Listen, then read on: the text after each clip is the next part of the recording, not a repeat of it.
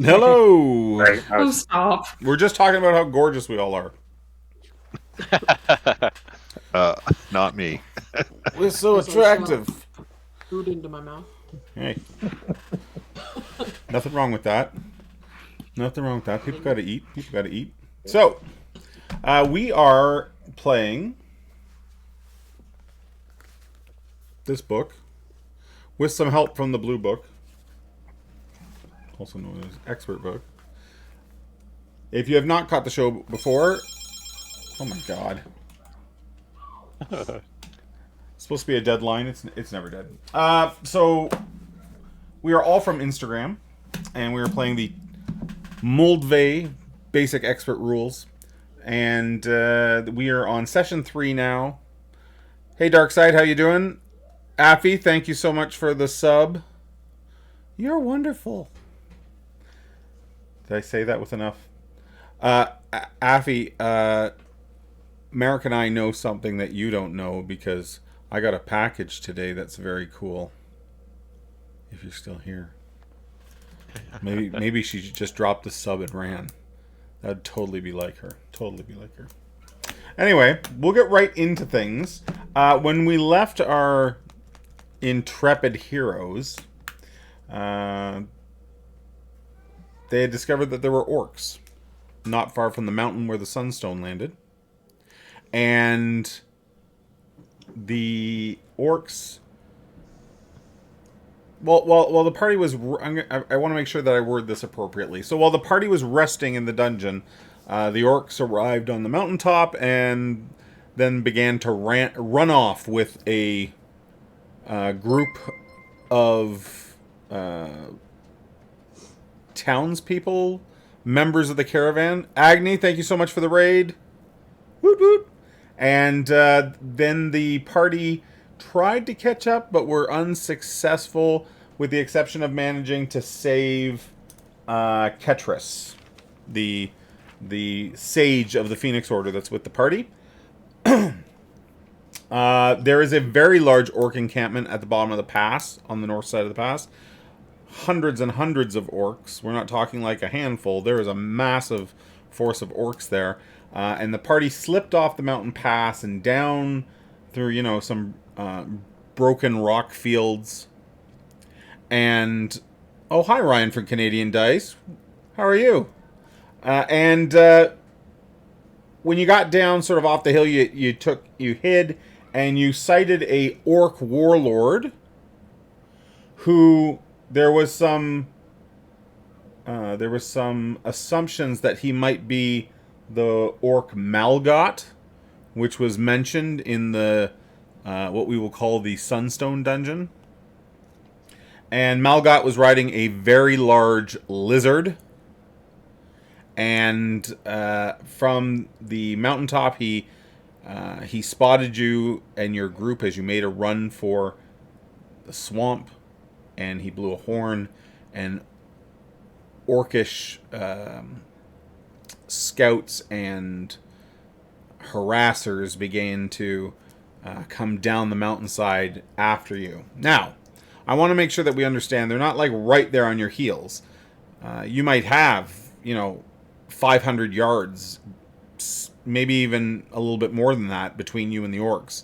So when we start off the game tonight, this is the scene. You have been running for the past 12 to 18 hours. You've really lost track of the time. The sun has just gone down again, and darkness sort of cloaks the swamp. The swamplands here are mostly mud and soft ground and old rotting trees. If you didn't know better, this would have once had been fields and meadows, and it looks like just a layer of water has blanketed the place, and it's kind of soaked in, and the ground is very mushy and soft, which is making movement difficult. So there's the 5 of you, and then also with the party there is currently 9 people left over from the original 50 that you were traveling with. I believe. Just trying to double check my note numbers here. I'm pretty sure it was 9. You guys plus 9. So there's about 14, 15 of you. I think that sounds about right. Yeah, that's what I have. And those 9 that remain consist of, there's Gerald, Alan's friend, the farm sort of lord, older man that's traveling with the party. Bill, Hunter's brother, but he is missing a hand from the arcane eruption that came when the sunstone hit the mountain. Lumen's sister, Silva, correct? Yeah. Still moving with the party, has a very sore foot, which has been injured over all the walking and running that the party has done. And, of course, Millie, Brad's red-headed goddess / barmaid / starseer. And the party itself, how is everybody for hit points? Are we all at full hit points right now? I think everybody is. I am. I'm down 1. Okay, you're down 1. I think so. So that's I'm half. at full, and I'm level 2. And Brad is missing an eye. Oh yeah, forgot about that. Derp. Okay, let's not forget. He's got an eye patch though, doesn't he? How could we forget? His I head think has so. been wrapped. I don't know that he actually has a patch yet. Do we have a patch for Brad yet? I think his head is just I bandaged. think it's just wrapped, kind I of. think in it's the We're yeah, spine. able to wrap, find ghoul panties. Ghoul panties from the podcast. Fantastic. Also, so that's 4 NPCs right there, and then we have Ketris as the 5th, and then we have, so of the 9, we know half of them, and the other 4, they're familiar people, but we don't necessarily know their name, etc. yet. Star Trek red shirts. Exactly. They don't get a name until they make it so far. So. And they get a name. They got to earn it. They got to earn their name. That's right. Earn it. So you guys have run literally all day. Reminder, the new sun of Aikeon is not so bright. So you're like running through twilight during daylight hours. You are constantly hearing behind you orcish horns, and a couple times they've been close enough that you could actually hear them shouting. And, you have occasionally gotten sight lines on them because the forest is, the swamp is not sort of a total dense thicket of trees. There's open areas where there would have been meadows before all this water came, wherever it came from. So you have occasionally seen the war parties behind you, and they're traveling in sort of packs of at least a dozen to 2 dozen. What you have not seen is you have not seen the orc that rides the lizard again. Okay? As you're sort of at a hurried pace, not a flat out run, but you are at a hurried pace moving everyone along, a couple things that you're beginning to notice. One, you aren't going to be able to keep this pace much longer. You have been able to keep the orcs, maybe a kilometer. That might not be a great frame of reference for our Americans in the group. We'll say like a half a mile. They're like a half a mile off you. And everyone is beginning to tire, and you're not sure that this pace is going to be able to continue to be maintained. There are a couple serious concerns. One, Lumen's sister, her limp is getting worse, and she's having a very hard time moving. 2, Hunter's brother, missing a hand. I mean, he's still not out of the woods yet. It's taken a lot out of him. He's lost a lot of blood, and he too Bill is beginning to sort of lag behind. And as well as Gerald, he's a bit on the elderly side, and he too has been stumbling, and you've been having to help him up and sort of push him on his way. So the party and the caravan has just made it into a heavily wooded part of the the swamp. And as you get through the trees, the cries to sort of stop. We need a break. The party kind of just pauses here for a moment, and you can look around. People are leaning against the trees. People's chests are heaving from breathing heavy as they've just moved at a very fierce pace all night. And for the time being, you don't hear or see any signs of the orcs, but you know they can't be far. Okay. I think what we need to do is we're going to have to make a stand. We should try to do is find some kind of location where they can only come at us from one direction. 2 tops. Because if they're going to catch us eventually. I'd rather them catch us, like hit us in a place of our choosing, than to be caught out in the open where they can just swarm us. Because if they swarm us, we're done. We could use. We could see if the sunstone could block an entrance. Maybe from the inside, if we were in a cave or something like that, and in a pinch, we could make it. I don't know. It might frighten them too. It did earlier, so maybe that sort of thing might do it again. If we could find a cave, that would be awesome. But I don't know. Is there any rocks can we see in it that even looks like an outcrop of any sort? No, and with every bit of travel away from the mountains and further into the day, what we're affectionately calling the Drowndale right now, into this swampy marsh, you're seeing less and less stone outcroppings, etc. The mountains are starting to, even the mountain line behind you has gotten, significantly lower on the horizon. Is there any dense clump of trees or anything like that? Like something would look well, like... you're in one of those right now, and it's fairly large. This might have once been a forest, and this is the most heavily wooded area you've seen thus far on your scampered retreat. Are we able to kind of tell how many are still chasing us? Well, at the bottom of the pass, you saw an encampment that was somewhere near 1,000. Yeah. Yeah. And you are sure that there wasn't that many in the pass when they sort of went over the pass and down and started chasing you. But you are thinking, like, with the horns and the number of party members you've seen on the brief sort of, when you look back maybe a couple times throughout the day, you saw them on a hilltop or something behind you. You're thinking their numbers are 4 to 5 dozen. Not all in one party. They've spread out. They don't want to miss you.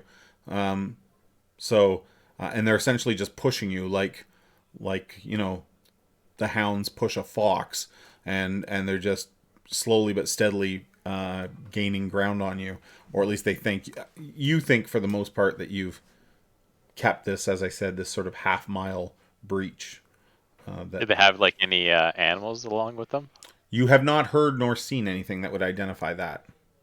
However, one of the men that you're traveling with has said that, like, your trail would not be difficult to follow. There's more than a dozen of you, and some of you are stumbling and falling, and you're really more worried about haste as opposed to losing the trail. So, everybody's general feeling is that, like, they're going, if you stay here, if you stop for too long, that you'll be found. Is there a place where, like, the rest of the group that aren't as experienced in fighting can kind of get back away and rest, and we can kind of stand up front to protect them a little ways, like...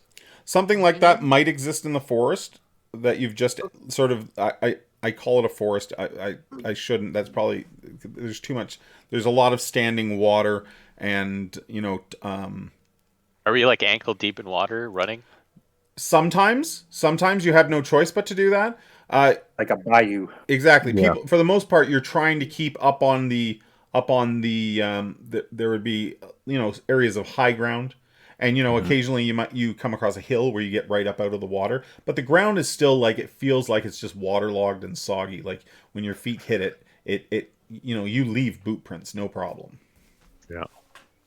Yeah, I think we're just going to have to proceed and look for some place that's got like 1, maybe 2 egresses to it where we can make a stand. That's they're coming, they're going to catch us, and or we can be evil and just leave these people behind and just run away, and they'll get captured, and that'll buy us some more time to get away. But I can't do that. That's not what so my character would do. if they catch up close to us, let's just make sure that pretty Ketris rough. leads off the non-combatant types.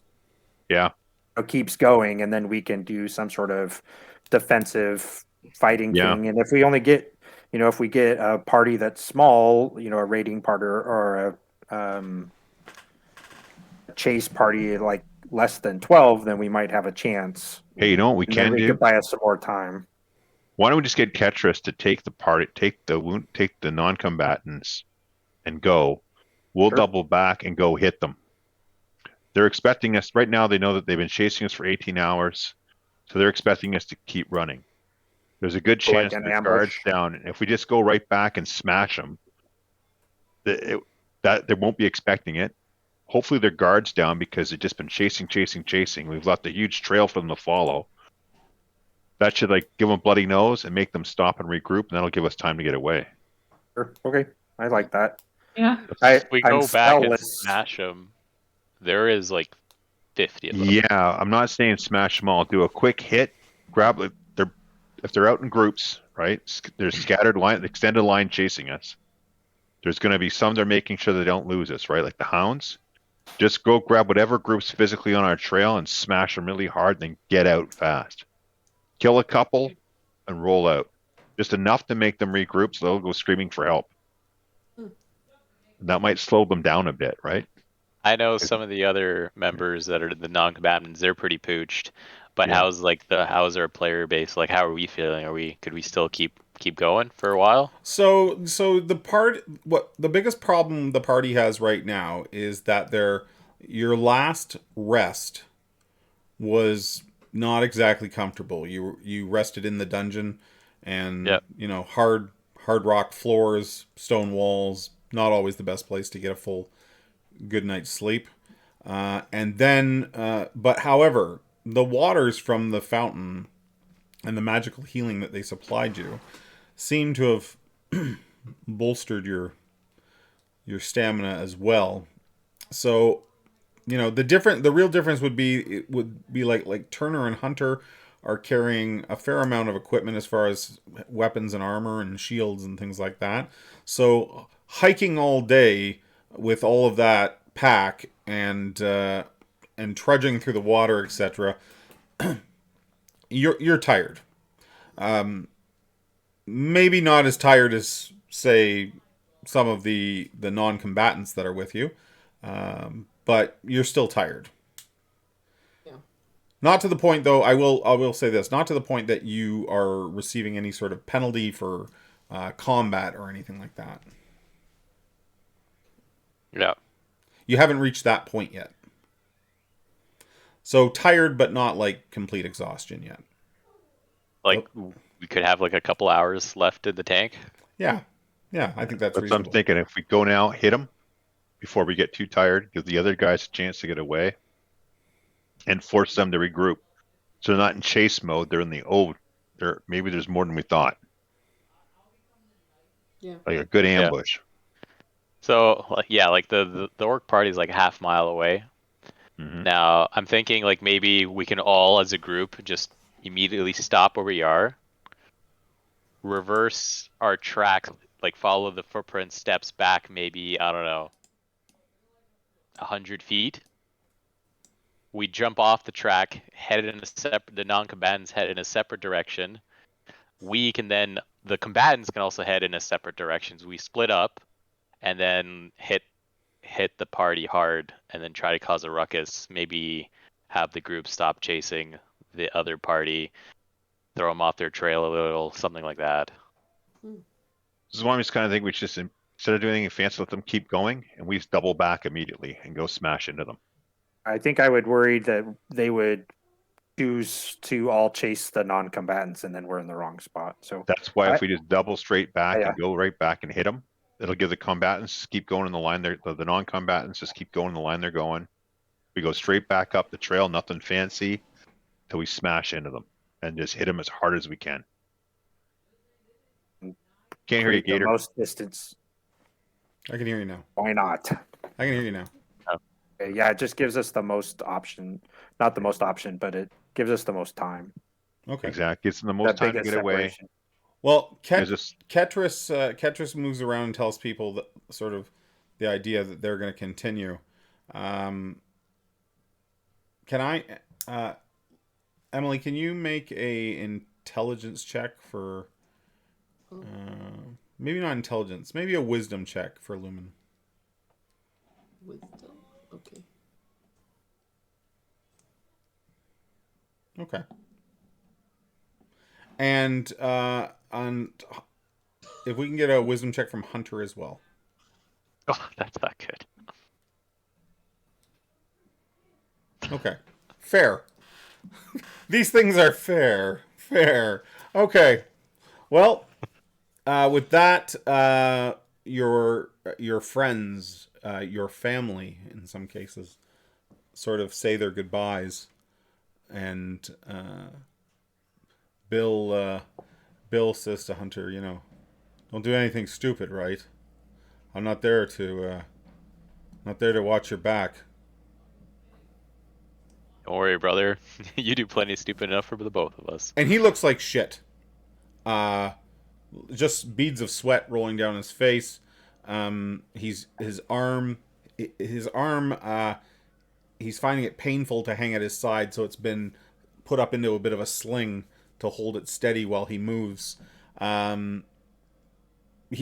He clearly has no fight left in him. I do kind of like inspect his arm just a little because I am curious how it's holding up. Okay. Well, I mean, it doesn't look good, but with a wisdom failure, you're not sure what it's really supposed to look like either. But it's an ugly wound. It's an ugly wound. Yep. For sure. It's not like still like bleeding profusely, like he's gonna. No. But okay. His body. Jeremy the DM is not a physician by any means, but I would assume the physical shock and trauma of the body losing its, even if it's a hand, would be significant over the the first sort of 48 to 72 hours, that first 2 to 3 days. Yeah, he'd be in intensive shock right about now. Yeah, and there'd probably be gangrene setting in if it hasn't been treated. And, he's probably lost a lot of blood. Yeah, it certainly, the type of damage that inflicted the wound seems to have cauterized, sealed it, but it still doesn't look good, right? Lumen, when your sister comes over to say her goodbyes, you can tell that her leg is her foot specifically is really bothering her. She's a tough kid though. She's doing her best not to let on that it is. And same as Bill, she sort of just tells you to be safe. She's certainly impressed by the stone you're carrying, and she's hoping to see you soon. Yeah, I just tell her, like, I need you to figure out what herbs in this swamp can make your foot better so that you can be okay too. I'll look for something. Okay. Go ahead. That guy over there is also injured, but he's stronger than you, so maybe you guys can help each other. Are you referring to Bill? Yeah. Okay. You expect, with her character, you expect her to have some sort of wisecrack remark in that regard. You notice that she does not make that. And behind her eyes, you can tell that she's sort of, all the gas in the tank is gone.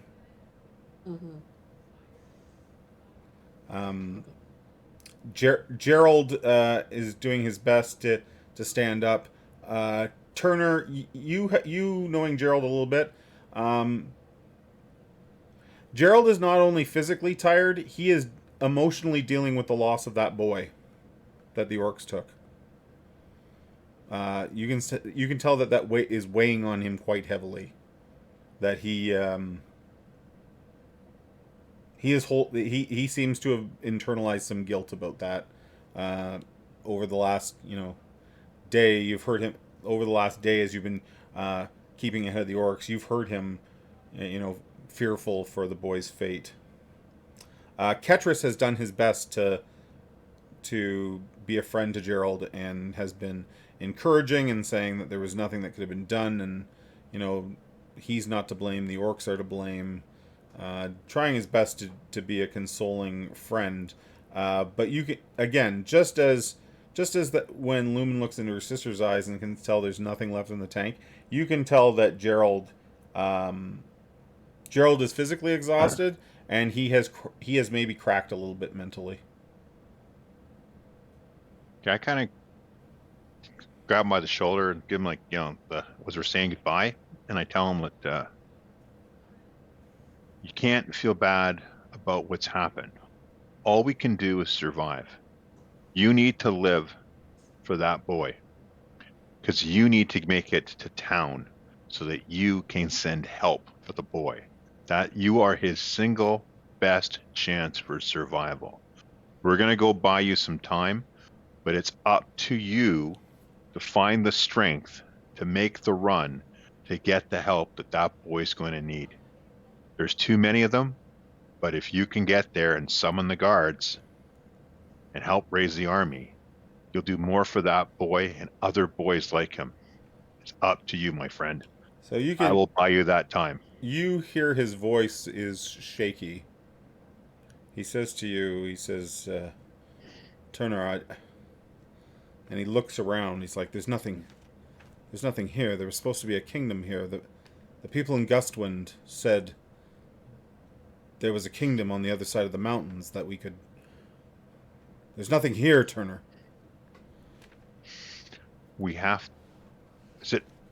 Have faith in Tyr. He will provide. You need to have internal strength, my friend. You need to find it. Without hope, we have nothing. You, my friend, must be the beacon and the example to all of these. I will go buy you some time. I know that you will find the answer. I know that Tyr will provide, and you will find help that we sorely need.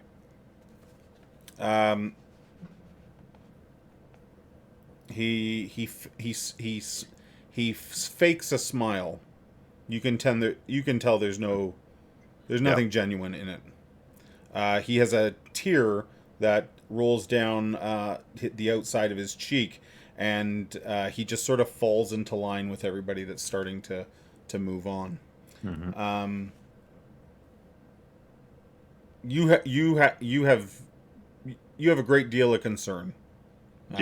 Concern for him. Okay. Millie says to Brad, maybe you should be coming with us. And she motions to your injury. Maybe they don't need you. Brad, as he is somewhat unaware of the injury, just thinks that it's kind of gone dark on one side, is a little confused and looks at her. I don't need me. Just, I could help them navigate. I'm a thief. I could steal stuff. Why wouldn't they need me? I don't understand what you're motioning at. Okay. Of all the people that I've described to the party, Millie has this internal fire that just burns in her, and she stiffens up and says help navigate them? You only have one eye, Brad. It's just a little dark on this side. You telling me that didn't happen to you guys up here? I'm fine on this side. I can see. It's just the other side's a little dark. You see a kind of anger boil inside her. In my one eye. Yes. Run, You're looking really run. mad. Her face Ooh. her face takes on a certain tinge of red. And she then just marches off, grumbling about the idiocy of men. And yeah, she even at one point like kicks a stone and it goes flying. Doesn't appear to hurt her foot at all. She's got no time for that, and she marches off without any more words to you. Just leaves you kind of standing there. So the five of you Maybe we should arm her and send her against the horde. No. The five of you are there now, standing. Affy, I am not doing inspiration or anything on this one. But maybe I should do something. Let me make a note here.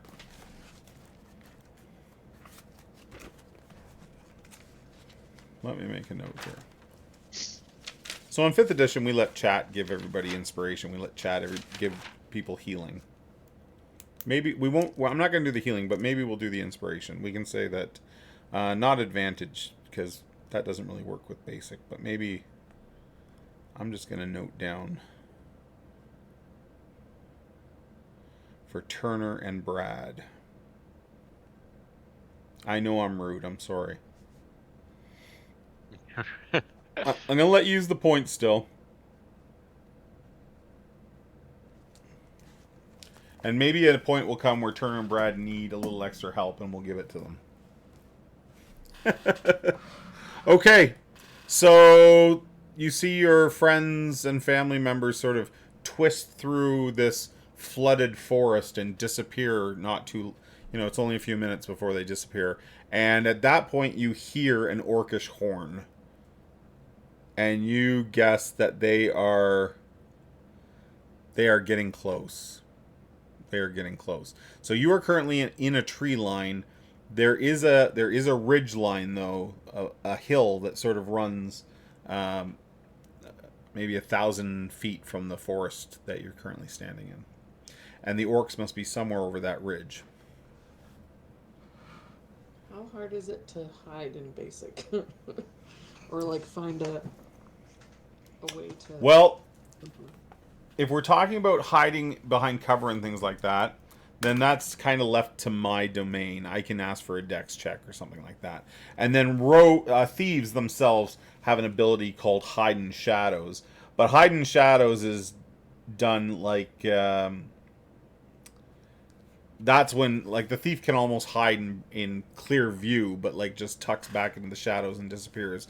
So it's like a step above just regular hiding. So if you guys choose to take cover and things like that, you can assume you're hidden until you're not hidden. Isn't that a succinct description of... a lot of this is just left to DM choice. I think we should run back a few hundred meters from where we are right now towards where the orcs are, and then find the best hiding spot we can. A place with a decent ambush. That way we can give them our guys as much distance from where we are to where the orcs are. So they're hurting. Alan, tell me sort of like what you're looking for. Are you looking for a cluster of downed my trees? Thought is to go beeline straight back up the path that we know they're following. Mm-hmm. Go back several hundred meters, like as far as we dare, until we can start to... I'm assuming they're not covering their noises because they're not hiding. They're coming at us. No, they're hard. blasting horns and just... Yeah, so once they get a little too loud for comfort, then I just want to move off the path into some place that we can hide. Like, I don't want to leave the high tree line. So do you want to bring them into the tree line of the forest, or are you going outside the tree line? I want to go back towards them so we can make as much distance between where we make our stand. To go back towards them, you're going to have to leave the tree line. Oh, I just want to get to the edge of the tree line then, just to give us our guys as much distance from where we are. Where you've taken your rest, you sort of broke the tree line, and that's where everybody just sort of collapsed. Oh, all right. Then now they've set up an ambush. Now right they've moved on and continued deeper into the forest, and you guys set up on the tree line. To the tree line. Climb a tree. Yeah. I climb. I think right now our hugest asset is Lumen and the Sunstone right now. Yeah. Mhm. Yeah. I So- don't know what it can do, but it can't. I mean, I'm out of spells, so The I could. Me the too. sun is just about the sun is just about down, so visibility is getting less and less. When you guys see the silhouettes of, at first it's just one orc, and you can tell he has a bow. He's not like got it up and drawn or anything, but it's at his side and it has an arrow nocked, and he comes up over the rise. Now he's about 1,000 feet from you. You guys are inside the tree line, and you're relatively certain he can't see you here. And he's silhouetted as the last little bit of light of Aikeon's little white star is dipping in the west.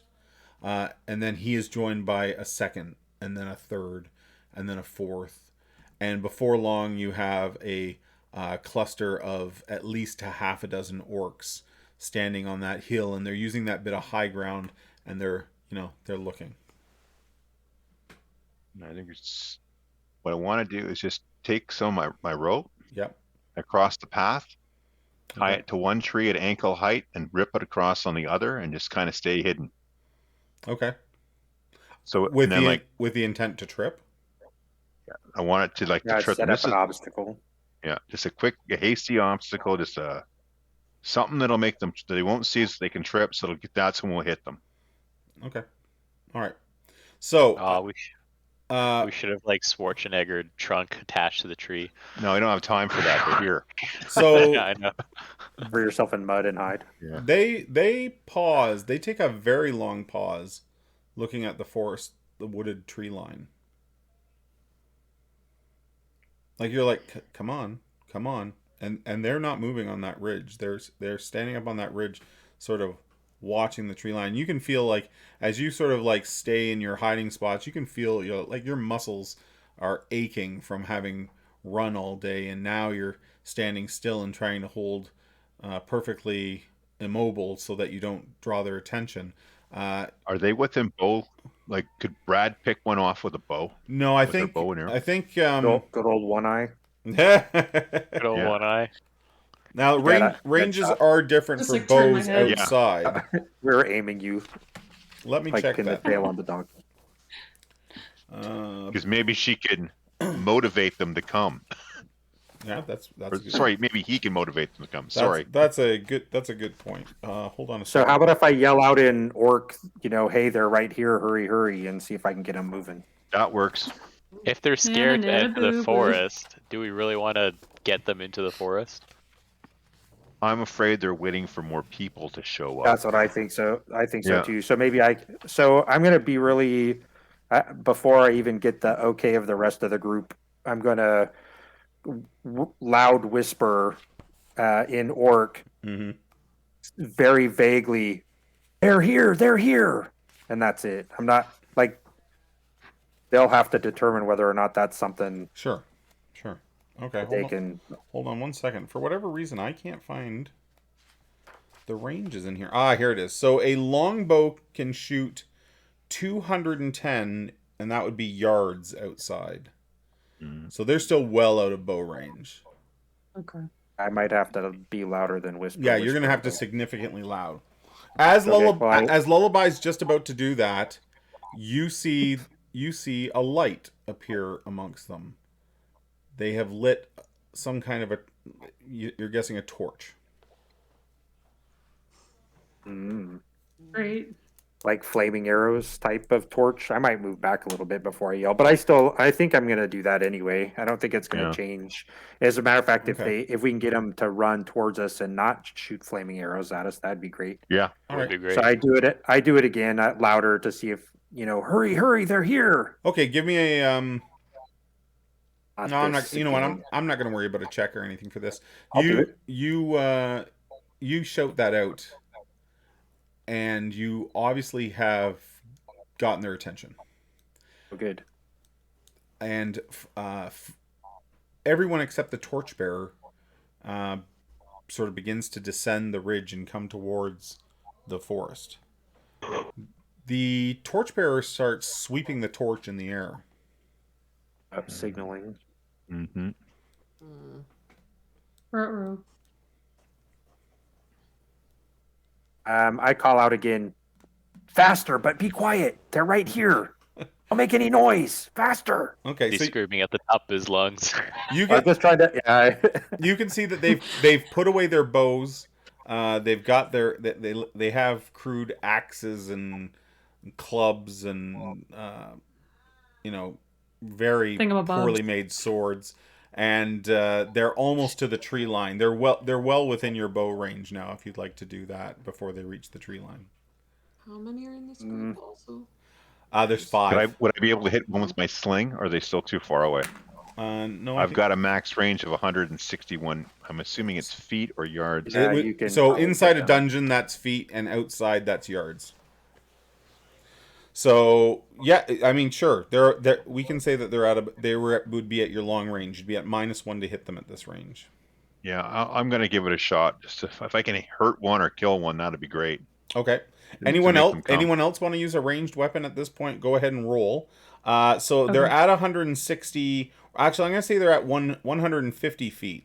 So if you're firing a crossbow, you're at medium range, and there's no penalty. But it looks like all other ranged weapons are at long range. So you're going to have to add a -1 penalty to the check. Yeah. I'm going to give it a shot. I have a wooden pole. Yay.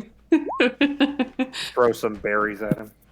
Uh, They're Armor poison. Gives them class the middle 8. finger. They'll give him an upset Armor stomach. class 8. Okay. So the slingshot, you spin it and fire it, and it does not hit. It does not hit. In fact, it probably bounces off one of the orc's breastplates. Perfect. Better than nothing. I yell out in orc, "Hurry! We're going to be overrun!"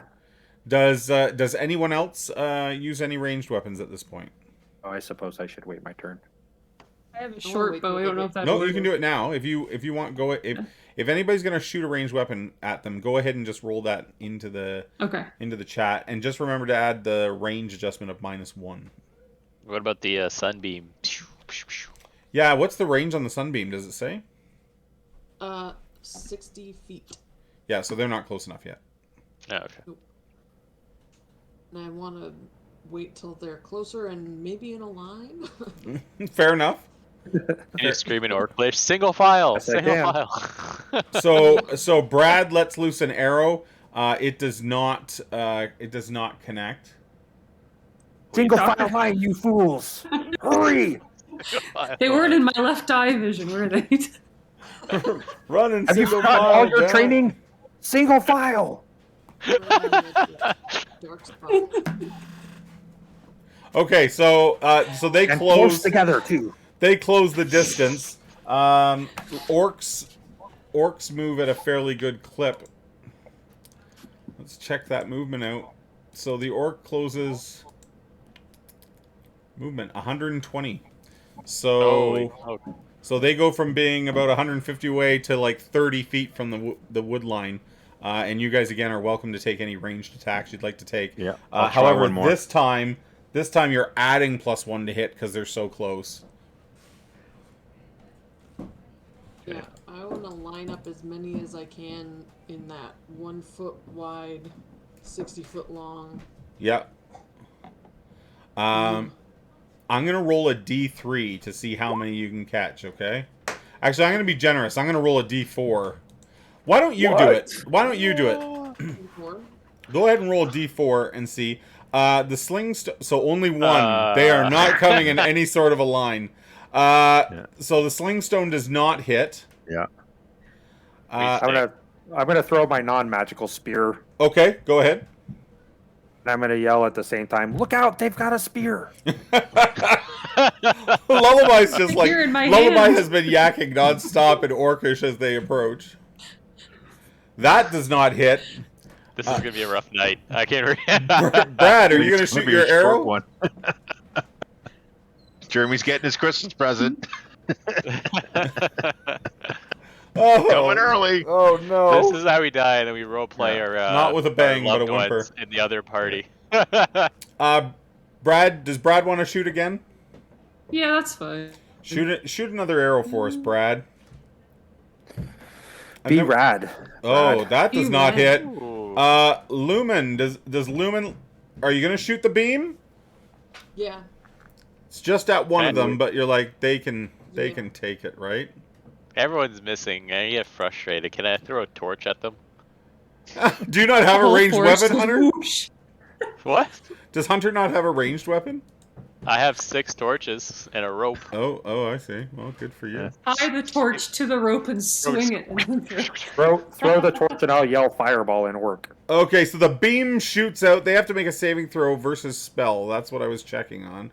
Yeah. So let's take a look and see if the orc succeeds his spell saving throw. There's no... he does not. He failed. So you want to give me 4d4 damage as the sunstone Get him. burns him? Ooh. 8 damage. Like the orc catches fire and he just starts like stumbling and then he falls and there's a bit of a sizzle sound as he falls into a bit of a wet muddy area and there's just sort of black smoke rising off him. That gets a reaction though. The remaining 4 orcs all let out like what you can only assume is a war cry. Lullaby, you can speak orc, right? So you hear them say, find the wizard! Find the wizard! And Sink into the mud. what are they saying? you can also see that the guy on the hill is still frantically waving his torch. So if I have a chance to yell, I'm going to say, "Douse your flame, you idiot, or the wizard will target you directly." Okay. You fool! I just add that at the end because I feel that that's a very orcish thing to say. Sure. Do you want to give me a charisma check?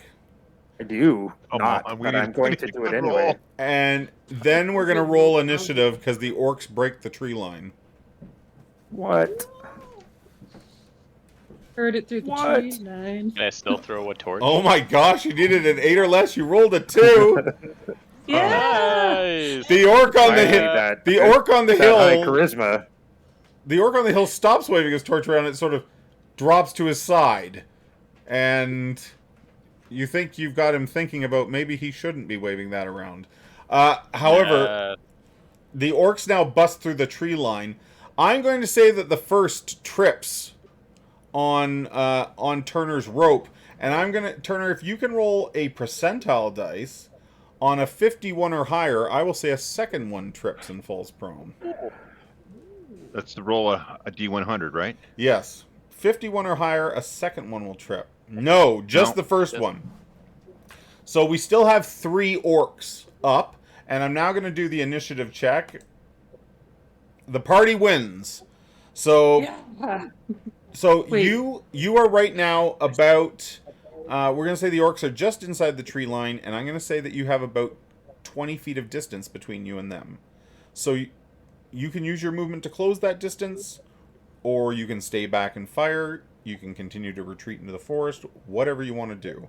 So who is going to... We do movement first, remember? So who is moving where as the orcs have broken through the tree line? There is 1 prone and 3 upright looking for a fight. I want to look at Hunter. Well, let's shield wall and we'll move up on them. What do you say? Sure. That's what I'm going to do. I'm going to move up, lock our shields together, and smash into them. Okay. So that's For me. Hunter and Turner taken care of. What about the rest of you? I'm going to move off to the side to some sort of flanking position. My thought is I'm going to get the signal guy and see if I can't. fix He's him. way out there. He's a good 1,000 feet from the, yeah, 1,000 yeah. yards from the wood line. So if you Okay. want to move out to get him, you can. I'm trying to. Maybe I'll try to lure him. The movement first. So I'm going to try to, become exposed out of the woods, and when Okay. it's my turn to do something, then I'm going to yell at him. So and you're I'll going to move let him- out of the forest line though, so he could see you. Yep, I think so. Okay. And Lumen and Brad, what are your guys' movement choices here? Are you holding your ground, or what are you doing? I'm backing up. I'm still frustrated. I'm so frustrated. So Lumen's backing up. Brad holding his ground, frustrated. Ranged. I really want to shoot my bow, but it's Well- not going anywhere. It's ranged attacks now. You can shoot your bow. I will. Go ahead and do that. Lullaby, you come out of the woods and start yelling. Is that what you're doing, or Yep. are you... Okay. No, I'm gonna. So I'm gonna yell. Their wizard turned me into an elf. Bring the mushroom salve. I don't know if there is a mushroom salve, but we'll see. I look hideous. The wizard, please help me. He turned me into an elf. Okay, so first of all, that arrow hits an orc square in the chest, and the orc crumbles to the ground. And then Lullaby starts shouting. The guy on the hill is sort of starting to move your direction tentatively. I'll teach him. Dummy. Also, once Lullaby is outside of the wood line here and looks down the ridge to the north, you can see other torches. Signaling or... They're not signaling, they're coming your way. Oh, well, there you go. Two other torches. They were staggered along. They've cast a wide net, and these other two torch bearers and whoever's with them, because you can't tell at this distance, you can just see that bit of light in the darkness, and it's coming this way. So now we go to Hunter and Turner are both using melee. So Lumen, are you using any magic? I'll just throw a dagger, I guess. You're gonna throw a dagger? Go ahead and do that. I'll use the +1 one.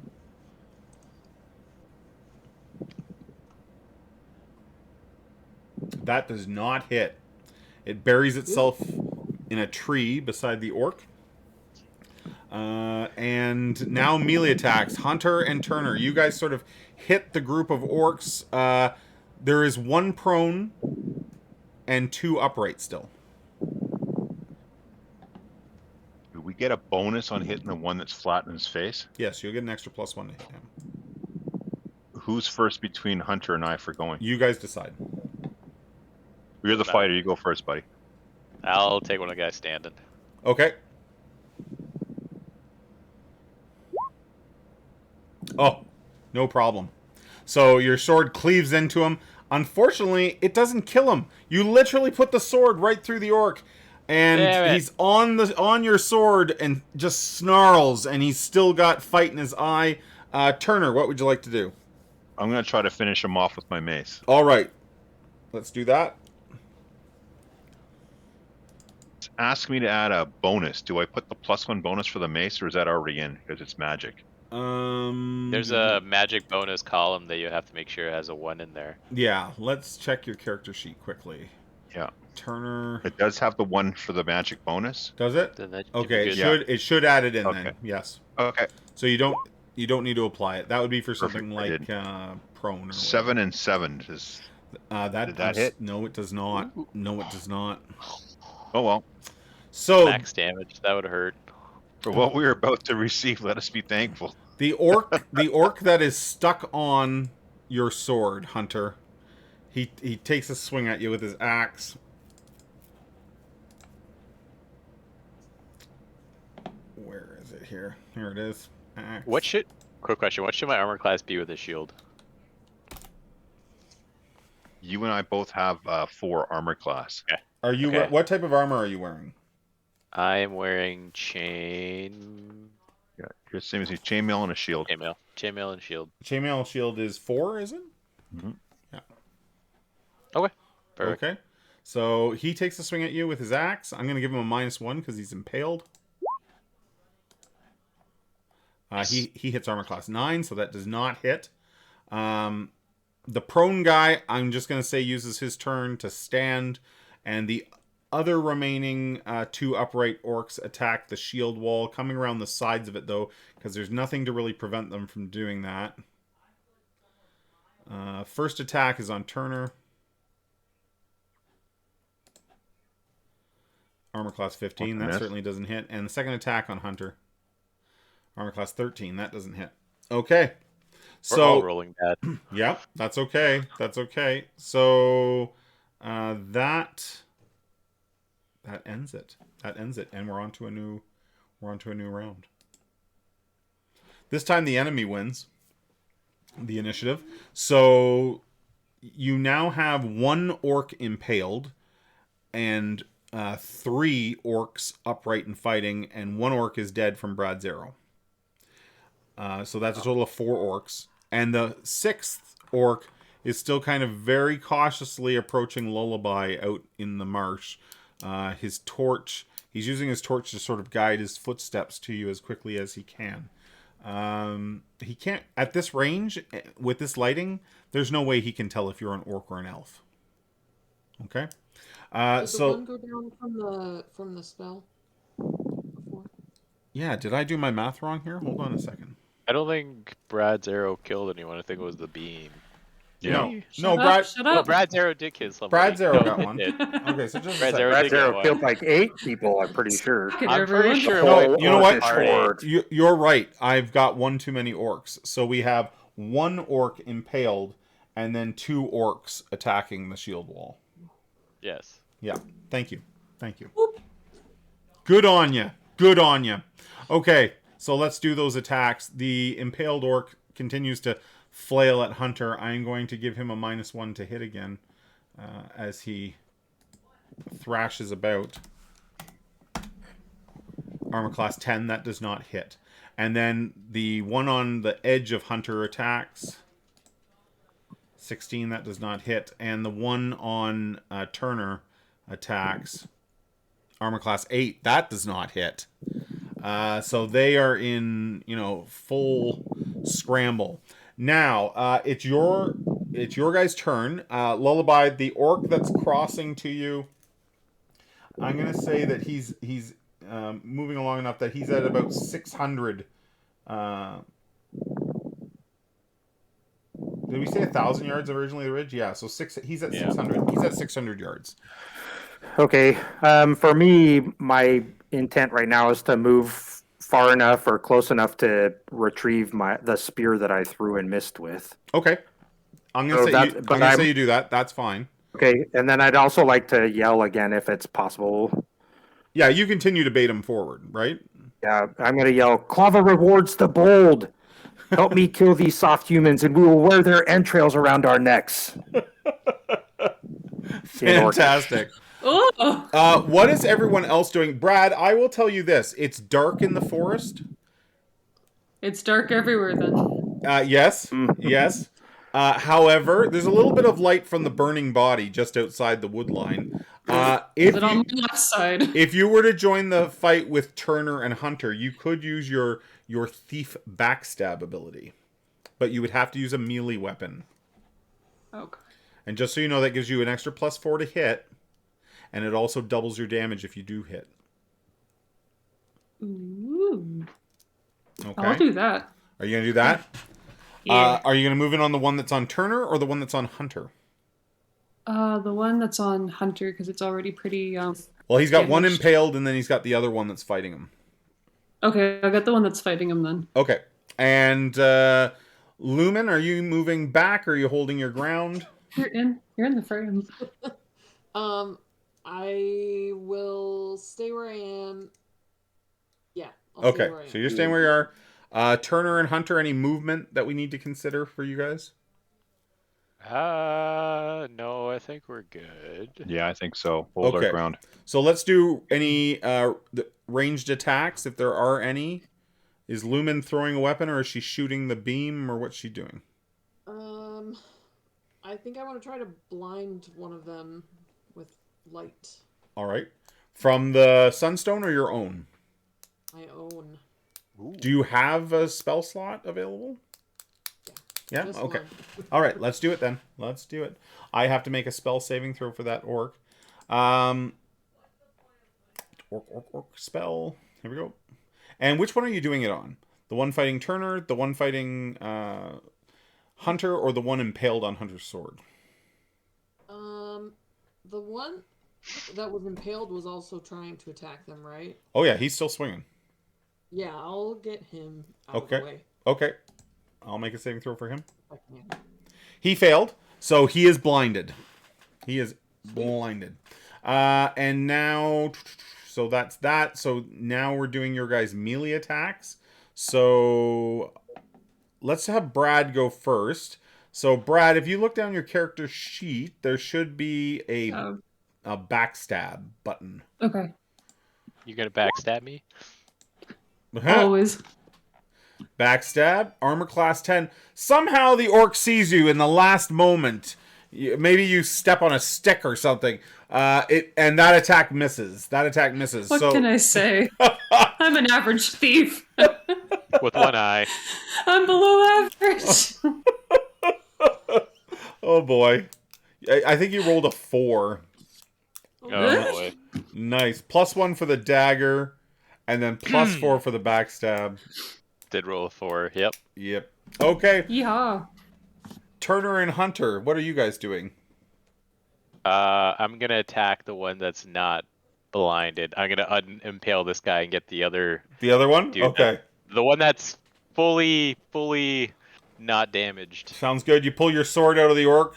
It makes a horrible sucking sound as it comes out. Brad, he said blinded. That could have been good. Too soon. Yeah, too soon. Okay, you swing at the other one and miss. This is the one that now Brad is on the other side of. You've got you on one side of him, Brad on the other, and this orc is on full defensive mode. Turner, what are you doing? One orc's gonna kill us. I'm gonna try to take the one that's already been impaled, like and blinded. I want to see if I can take that guy out. Okay, go ahead. With him being blinded, I'm gonna give you an extra +1 to hit him. Okay. So when it asks for the modifier, just throw another +1 in there. Okay.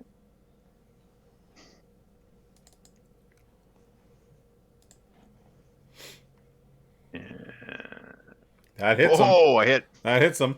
Not a lot of damage, but enough to finish him. You hit him over the head, and he falls to the ground in the mud. And now, I think that's all you Hanna-Barbera fans, that's an El Kabong. El Kabong.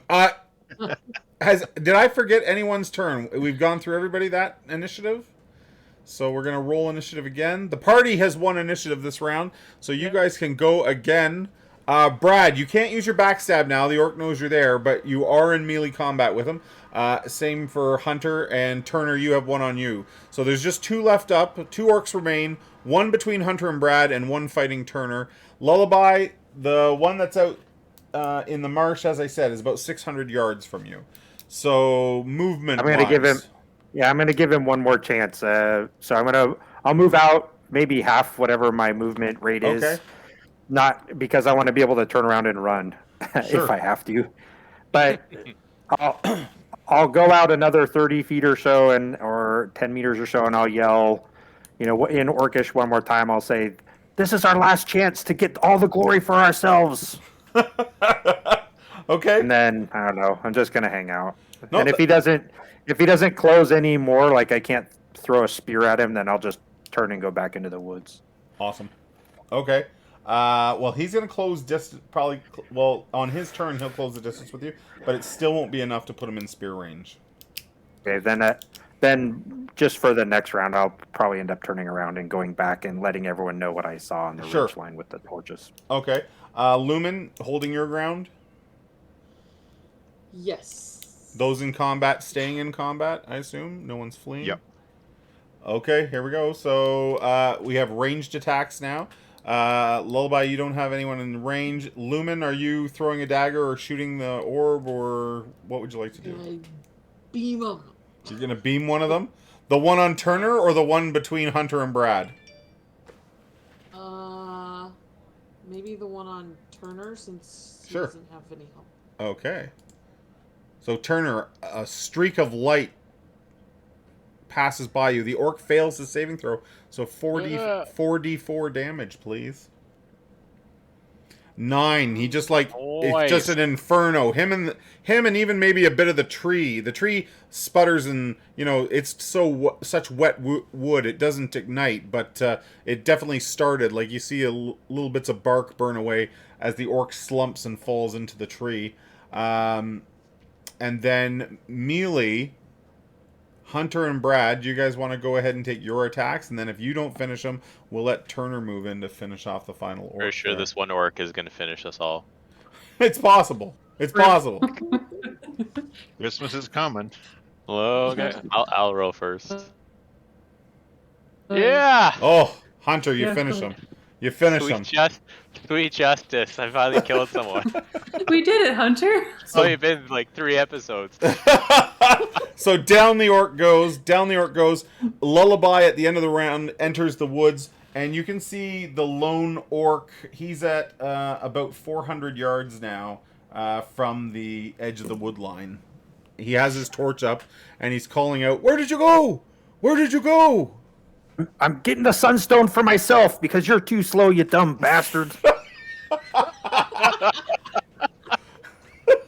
So he picks up the pace and runs for the wood line. Do you guys want to take some ranged attacks on him before he reaches the wood line? I'm hoping he trips over my rope. Yeah, let's let him get in. Yeah. Yeah. That'll teach Do you him. just wait? Do you just let him come in? You're all like hide behind a tree and Okay. then just let him come in. Turner, give me a D100, and on a 51 or higher, he literally stumbles over his friends in your rope trap.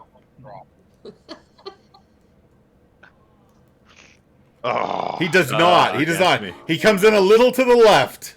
A little to the left. Fear has abandoned me. So as he There's no deer. as he comes into the wood line, I'm going to give you guys advantage. So, no, not advantage. I'm going to give you guys surprise. As he's expecting to see his orcs, he quickly looks around at all the dead orcs, and he can tell that he's been a dumb orc. He's holding his torch. There's a burning orc beside him, so there is a little bit of light. You guys can go ahead and take any attacks on him you like. We don't need to worry about orders or that here, because I think this orc is probably done. Let's just all roll. Yeah, just all go ahead and roll an attack. I'll go ahead and roll your favorite attack, and we'll see what the poor... Or if, Lumen, are you igniting him with flame? Sure, why not? Why not? I'll make a saving throw for him. Go with a bang. I'm gonna light him up with some taunting. Oh, I got it I'm on. like, oh, you really are a dumb bastard. Rolled a 20. Go ahead and roll damage, Lumen. Critical. Oh, Turner got a crit. So this would be Yeah. max damage. So it wouldn't be 3, it would be 7. Brad's Oh my dagger. god, we all roll max damage. Brad's dagger missed. Of course it did. Hunter also got a crit with his torch. You threw a torch at him? Yeah. That hit. I don't know. Not only did it hit, His eye. it crit. And 12 damage from the fire from the sunstone, and Lullaby throws a vicious FU bomb. And the orc just cuts, slices, stabs, and burns and just goes down. Man. And everything here goes quiet. Right, you just imagine, just walks into the tree line, the Lullaby is like, you dumbass. And we all just club him. I think he died because of my sick burn. I think think so, too. Personally. Yeah. Oh, Yeah. That was the final blow. there was a He's sick burn in literally there. on. He's I'm literally gonna on quickly fire. collect my rope, and maybe we should check these guys, see if they have any, I don't know, ranged weapons for our fighter. Sure. A They- bow and arrow would be preferred. Maybe they have some battle plans or There are something there like are that. short bows on all of them, and either an axe or a sword. But the hand weapons look to be in relatively poor shape. But you're welcome to take one as as an alternate if you'd like. But there's certainly plenty of short bows, and let's see here. We're gonna say that each started with a dozen. So let's roll 5d12 to see how many arrows are left. 36 arrows. 36 arrows and 5 short bows. If anyone would like a short bow, make sure you. I'll can grab one. Make sure you can use it. You want to each of us grab a short bow? We split the arrows. Sure, let's do it. Because Brad doesn't need any arrows. Brad, master I archer. can try. Master He has archer. bows. He can shoot bows. The blind archer. Brad's coming in throwing bows. No, it's your. You gotta close your other eye. Gosh. What was the small, medium, large Spin around range in a for the circle. short bow? 3 times. That's short, medium, and long range. Yeah. What was it on a short bow? Oh, okay. Let me get that for you. 50, 100, 150. There you go. Okay, and that's what, a D6 damage? Yes. Sure. Okay. So as you guys gather up their arrows and their bows, and give each other high fives or whatever you're doing to celebrate your victory, Definitely high five. You can. Lullaby informed you of the lights on the ridge, and you can see that the first torch is almost to you in relation to the ridge. Not on the wood line, but like they're almost all the way down the ridge to where the other orcs were. And you can even sort of hear yelling and shouting. What you can tell for sure is from the one torch that's approaching, there is more than just 6 orcs in this next party. Let's douse whatever flames there are, and then let's try to skedaddle. That's what I think. Yeah, that was the plan, just to hit the first bunch of guys and skedaddle. Okay. I love that there's 2 burned bodies here. I mean, they're really going to think. Is there any way we can prop them up to send a little fear of God into them, and maybe write Orcish, follow us, and you're next? Can we just quickly chop off one of their heads and put it on a pole? Something like that. What was that? Oh, that got dark. Flies. Do you want me to brighten up the sunstone so it's daylight out, basically? As well? No, then we'll know we're here. Don't do that. Let's wait on that. Yeah, I think that the 2 burning corpses is going to be plenty. I think we should scooch. Yeah. So you prop up the 2 burnt orcs. There's actually 3 because one's lying outside the wood line. But Well, do you the want ones inside the wood line? We're not just the ones inside? You don't worry about that. Okay. So prop them up. You prop them up Maybe so there's no way for the orcs to miss them. Maybe you could say something and write something in Orcish. Follow us, and you're next. Yeah. Or who's next to die, or something Follow like that. and Wait a die minute. What are you writing it in? Orc Well, blood. their blood or ash or Orc blood on the trees. Yeah. Yeah. Oh, nothing. A little bit of intimidation goes a long way. I'm gonna embrace my little dark side here. Can I decapitate one of them and put them on a stick? Sure. Warning, viewers! It's about to get dark. It's getting dark in here. We've content warning. We've gone up the river far enough. The horror. I've been running for 18 hours. I'm a little grumpy. Oh yeah. Right. Just hangry. So you've turned into Joe Pesci. So you prop up the bodies. You write the note as you're finished. As Lullaby is finishing scrolling his bloody note on the tree. The orcs out on the ridge blow their horn. And they have lit a number of torches, and they're waving them. There's maybe half a dozen torches, and you think there's approximately 18 orcs on the ridge. Yep. That might be too much. Time to go, people. No expert. Yeah, let's run back. Time to run. Okay. I think this will. I think this will occupy them for a little. As you make them angry, as you move through the swampy woods at night. Wait, Lumen, grab your dagger before you leave. Yeah, I assume everyone grabs their whatever they threw, or So as you leave the site of your ambush, I would like one person. The party can nominate who it is, but they need to make I'm gonna say a wisdom check to see if they can follow the trail of your friends at night. Maybe I should do it since I've got the highest wisdom. Brad's. Yeah, I don't think Brad should do it. Yeah. Let one eye do it. Right. I have 13. Who's got higher than 13? I don't. Nope. I think You're we're the relying man. on Brad you, definitely Turner. does not. All right. Yeah. It's all you. Come on, Tyr. May Tyr bless you. Tyr, we trust. Success. Oh, So there is Tyr. you begin following the tracks, and then you enter. The tracks lead, and they're sort of meandering. You can tell they're trying to stay on the driest of ground. They're trying not to get bogged down in water or anything like that. So occasionally, the trail takes sort of an awkward turn, and you're like, "What?" But you think that's their navigational approach. Then you come into a clump of vegetation that's very overgrown, and there is in the limited light that you guys have, because I assume you're not lighting a light that the orcs can see. So Lullaby's got got infravision, so can sort of help you a bit in this regard. But ahead of you in the night, the blackness of the wood, there is a large object looming over the 5 of you. It's not natural looking. It's some sort of statue maybe. And there are vines hanging from it, and the trees around here are quite thick, and it looks like your group sort of went right in to this heavily wooded area, but you can definitely tell that there's something in there. There's something in amongst the trees here. Damn it, Ketrick. I don't trust statues after what Yeah, happened. me too. I have statue PTSD. Let's just. I'll go check it I've out. been I don't. victimized by statues. I'll go to.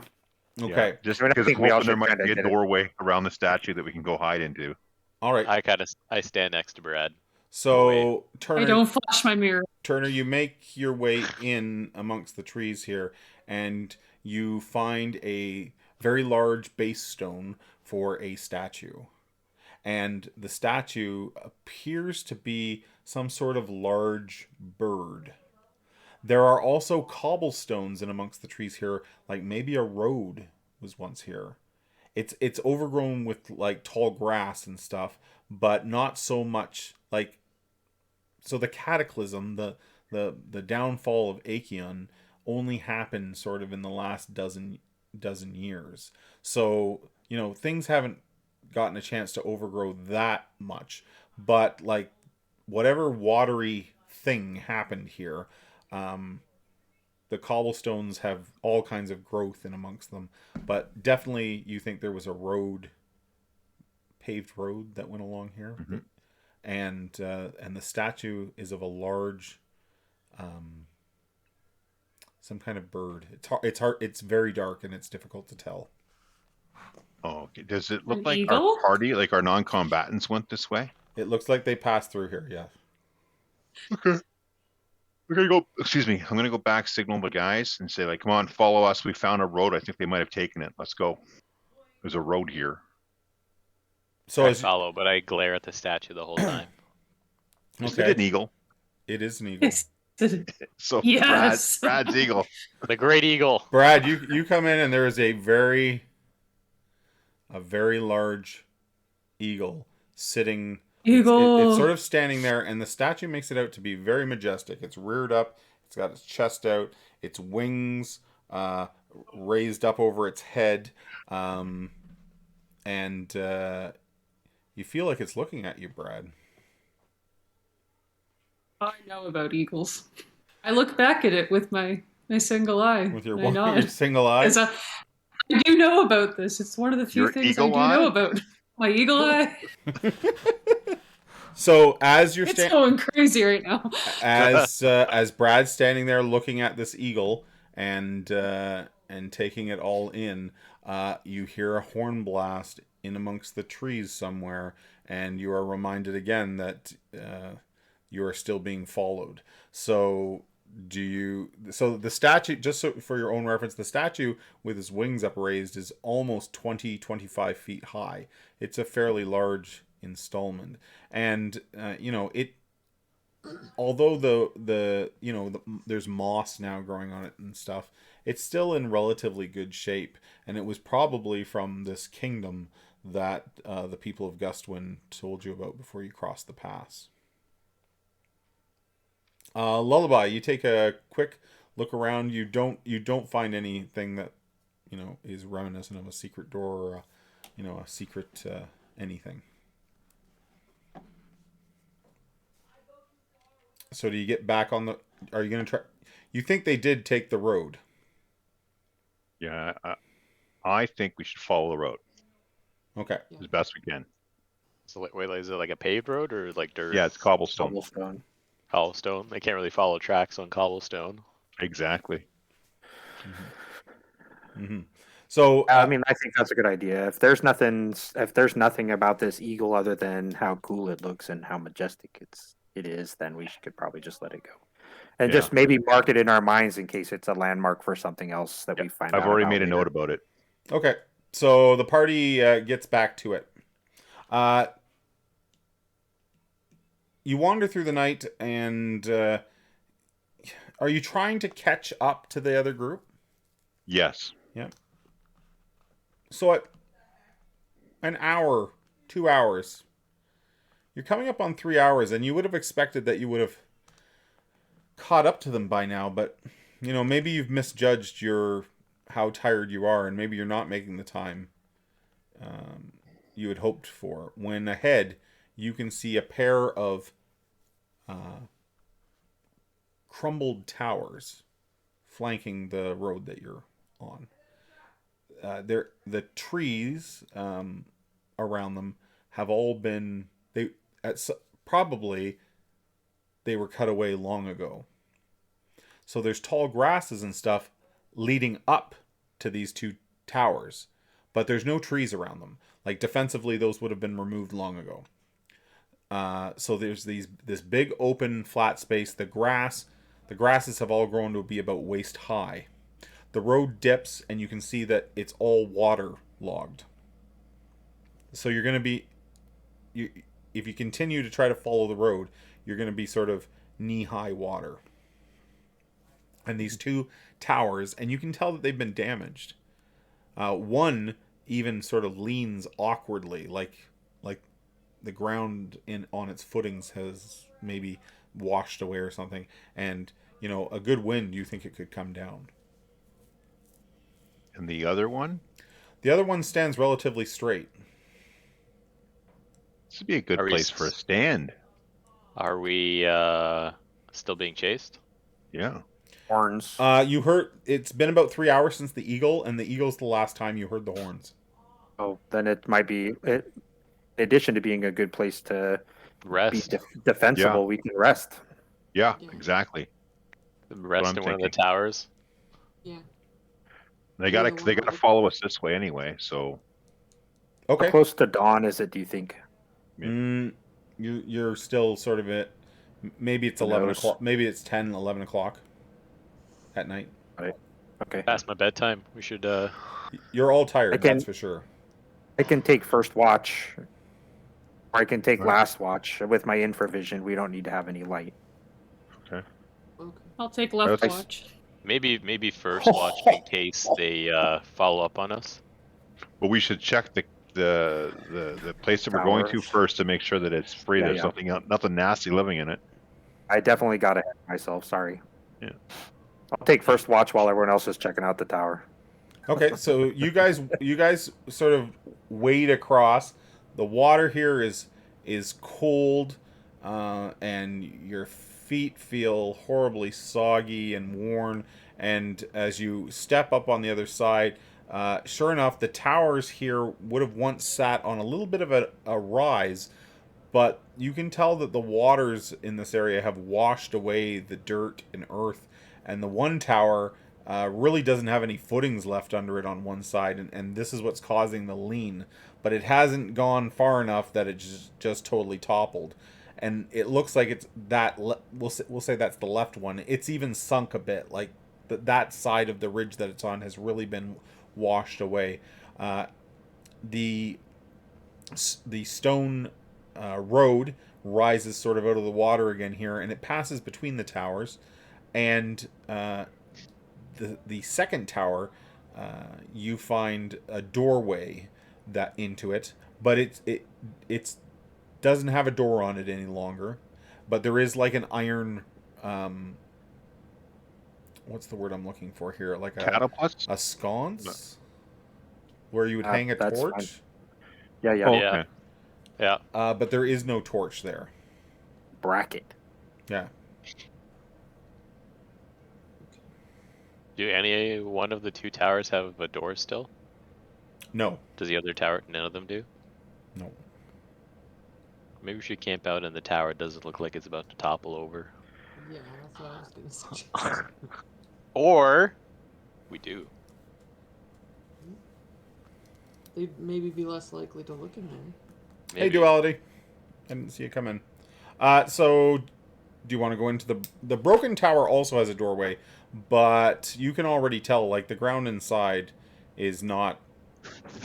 There's a lot of rubble. The top section of parts of the top section of the tower have already fallen in on itself.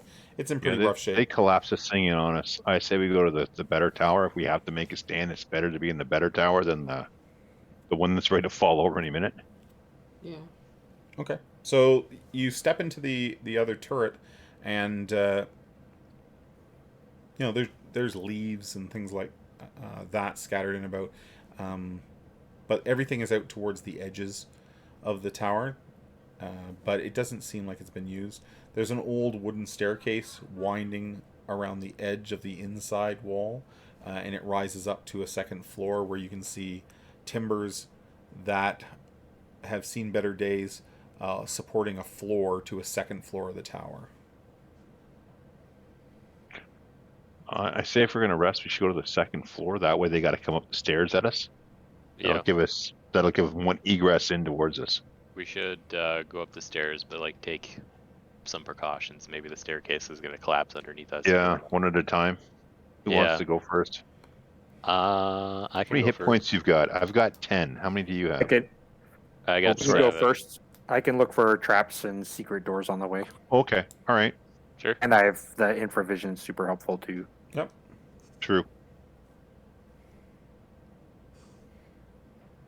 Okay, so Lullaby. Sorry. That's okay. Yeah. Lullaby makes his way up the steps. They do creak under your weight, but you think they're still relatively stable. When you get to the second floor, though, you can see there is definitely some sagging parts to the floor, and the stairwell would have originally continued to climb up to the turreted roof, but the wooden floor for the roof of the tower has collapsed in onto the second floor, so you can see the sky above now once you get to the second level. I'm going to use my infravision to see if there's any heat sources, rats or bugs or spiders or anything. Yeah, nothing like that pops out.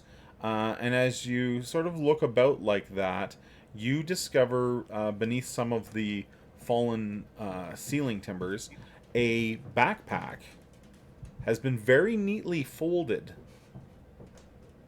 and it's been tucked under some timbers to keep it dry. It does not look like it was just thrown there. It looks like it was just somebody's cash. Yeah. Okay, well, I relay that to the group. And if it looks like the weight's still holding, or the floor's still holding me, I can try to go get it. Yeah, you think you can get to the backpack, no problem. There are some parts of the floor that are sagging, but not where the backpack is. All right, well, I get the general consensus of the group before I start tiptoeing, but if I don't hear anyone say, no, then I'm going to start walking towards it. Go check out the backpack. Yeah, go I get get it, out buddy. I get out my 7-foot rope just in case. Okay. And it's only a 9-foot pole. I mean, I couldn't afford the whole thing, so. So you pull the backpack out, and you immediately notice that the leather has been treated to withstand the damp and wet of the swamp. There's sort of a very, oil has been worked into all its surfaces, and it's high quality. And when you open the pack, inside, very neatly wrapped and packed, there is a few days worth of rations, as well as some lamp oil. There's two bottles of lamp oil, and as well as 2 wineskins that appear to be full as well. By the nature of their rations, can I tell how old they are, maybe? Are they stale or fresh, or I know that some rations are hard to tell. But... Yeah, no, these are sort of you can't tell sort of you're not sure how long they've been here, but you can tell that they're specific. These are not like hey, we're just going down the road, pack some food. These are like what I believe the basic Dungeons and Dragons rules refer to as iron rations. Like they are dry rations that are meant to last. So you have a feeling like this backpack has been stashed here, that this place can be used by someone to hold up for a few days, and the backpack doesn't have to be checked on regularly. It's been tucked away and it's there. It's in good place. Okay, so it's hard to tell how long it's been here. Are there any other signs of recent habitation? Like a fire that has, where someone might have built a fire? No, you don't see anything like that. You don't see. Or where someone's bedded down or something like that. Well, you do notice as you're standing on the second floor and you're sort of looking down the steps onto that first level, you do notice that all the detritus and sort of debris has been all pushed away to the edges. Like, very little of it lies out in the center of the floor. Okay. Whatever needs to be communicated to the rest of the party, I do that. Okay. There's nothing that I saw or found needs to be hidden as far as I'm concerned. All right. You bring the backpack down. You don't think? I know that Turner mentioned staying on the second floor. You don't think that the second floor is particularly? It's not universally safe. There are safe spots, but it's not like universally safe. I think being down on the first level helps us. If we need to escape, we can escape better. All right. If we're on the second floor, we might get trapped. But plus, I guess we could shield wall in front of the doorway and just make them that's their only way in. There are also two narrow slits, arrow slits, facing the direction you came from. On the main floor. Okay, so that's good. You can look out of there and keep track. Anyone coming nearby. And you also feel like the towers were facing towards the mountains as opposed to the way you're going. So okay, well, I think we can divvy up the stuff, or we can leave it in the pack and carry it just like it is, or we can leave it here for whoever it belongs to. I mean, that might be maybe later on we might find this person or whatever, and they might offer us a reward for not messing with their stuff. Yeah, I kind of like that idea. I don't need anything that's in there. Okay, so I'll leave a note. I'll go put it back where it was, and then in charcoal or something like that, I'll leave a note and I'll say Lullaby was here. Okay. All right.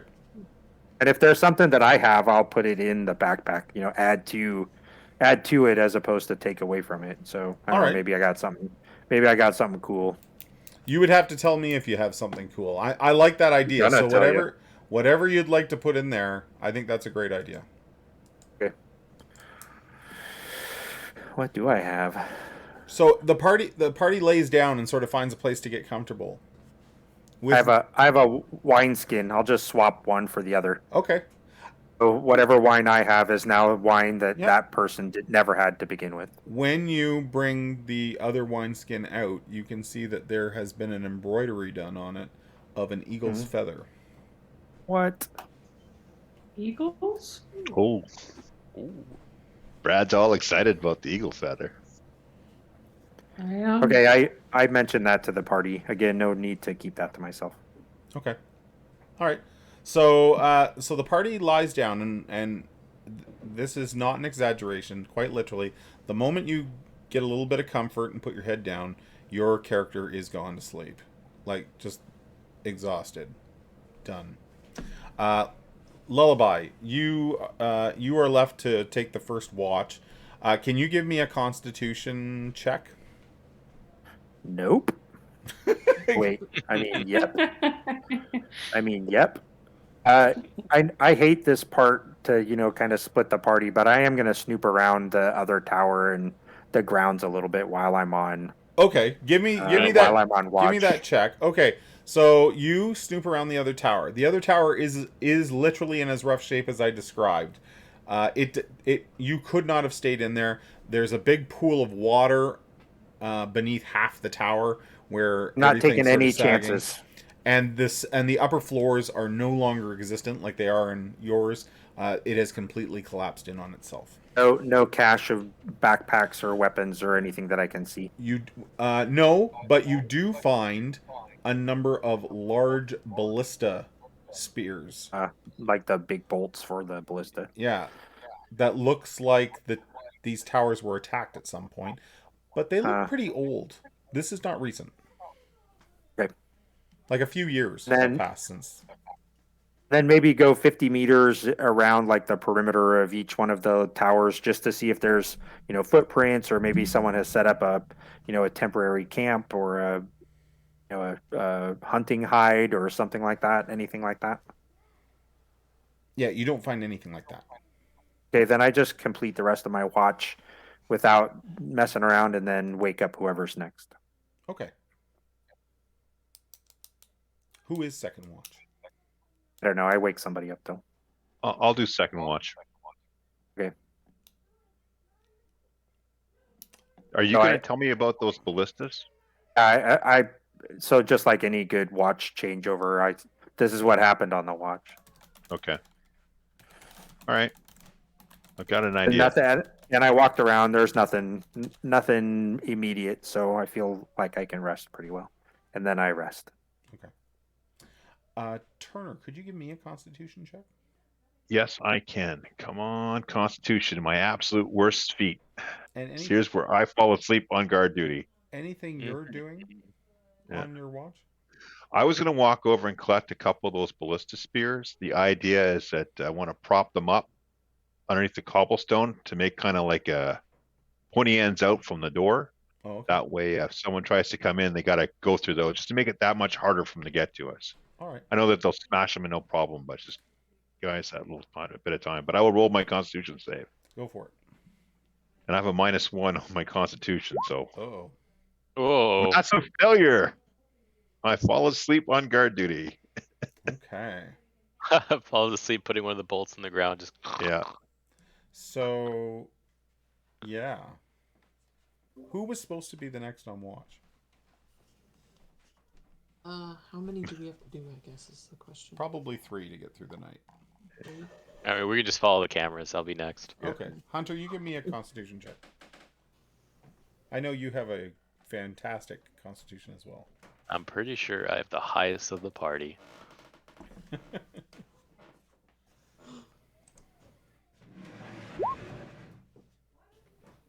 Okay. Oh, I passed! Holy shit! You didn't pass. You Oh, failed. I was looking at the wrong thing. Yeah, Never no, mind. you need I to was looking at Lullaby's previous roll. Yeah, you rolled a 20. You did a critical. Just when you didn't need it. The worst. I never woke up for my shift. Okay, I'm just gonna do a random roll here then. And here's your TPK you wanted. Lullaby. Yes? You wake up. You're not sure what woke you up, but you look around and there's now those ballista spears set up on the doorway. Right, that seems legit.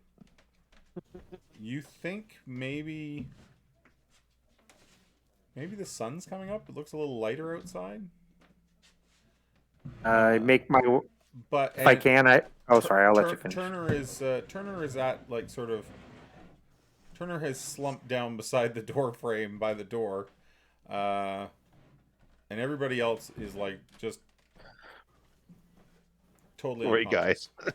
I'm going to take a quick snapshot with infravision. I mean, just to make sure that there's nothing. I count 4 people, and then is there anything else? Bugs, snakes, anything like that? Yeah, no, nothing like that. Nothing We'll like say that. yeah. Maybe To actually, start. That was terrible. maybe maybe there's some I mean you're in a swamp, right? So maybe there's some bugs crawling around for sure. All right, I don't mind as long as it's not a swarm or scorpions. And then No. I make my way to Turner, and I look out into the swamp where we had come from. Okay. Is there? Can I see anything out there? So Bodies, torches. You get to Turner. You just maybe put a hand on his shoulder, and you look out the door at the crossing where the road dips beneath the water, and you see a large number of orcs, and they are wading across towards the tower. How far away? And it doesn't matter. I wake Turner up. They'll be at the tower in a round or two. Oh, no. Yeah. So I wake up Turner. And then I tell Turner to wake the others. And since I'm awake, I'm gonna go out and try to find a place to hide near the other tower. Okay. And ready one of my spears just to kind of maybe be a distraction if necessary, just to give everyone else a chance to get ready. So Lullaby goes around and everybody sort of wakes up. You're a little groggy. You're a little, blurry-eyed. Turner, you're maybe kicking yourself for falling asleep. Oh yeah, for sure. I want to blame Brad, but I can't. Lullaby. You can. Lullaby then sneaks out and across that bit of a walkway to the other tower. Lullaby, you don't think you go notice? No, you don't think you're noticed, but like you see more orcs. Right. The two towers. There's a massive like in front of us or all around us? Like as you move across from one tower to the other, you can sort of see the entire water pond that you had to cross to get here, and like there's like 30 orcs. I whisper as loud as I can in common. Yeah. Follow me, and I start booking it. Okay. Yeah, I'm not running, but I'm not hiding in the tower anymore. Do you guys go? Yes. Yes. Yeah. I don't like this. This is the TBK. They're gonna catch us. I may need a kick to wake up. This is how it ends. Okay, I'm gonna say the four of you, in like one by one, quickly out the door, and you start moving off into the woods, and you realize no hunter. Oh gosh, bless it! I'll go back and get him. You guys keep going. Okay. All right. So the three of you watch Lullaby go back, and literally Lullaby comes to the tower and slips in the door to get Hunter moving, and the orcs move in between the two towers.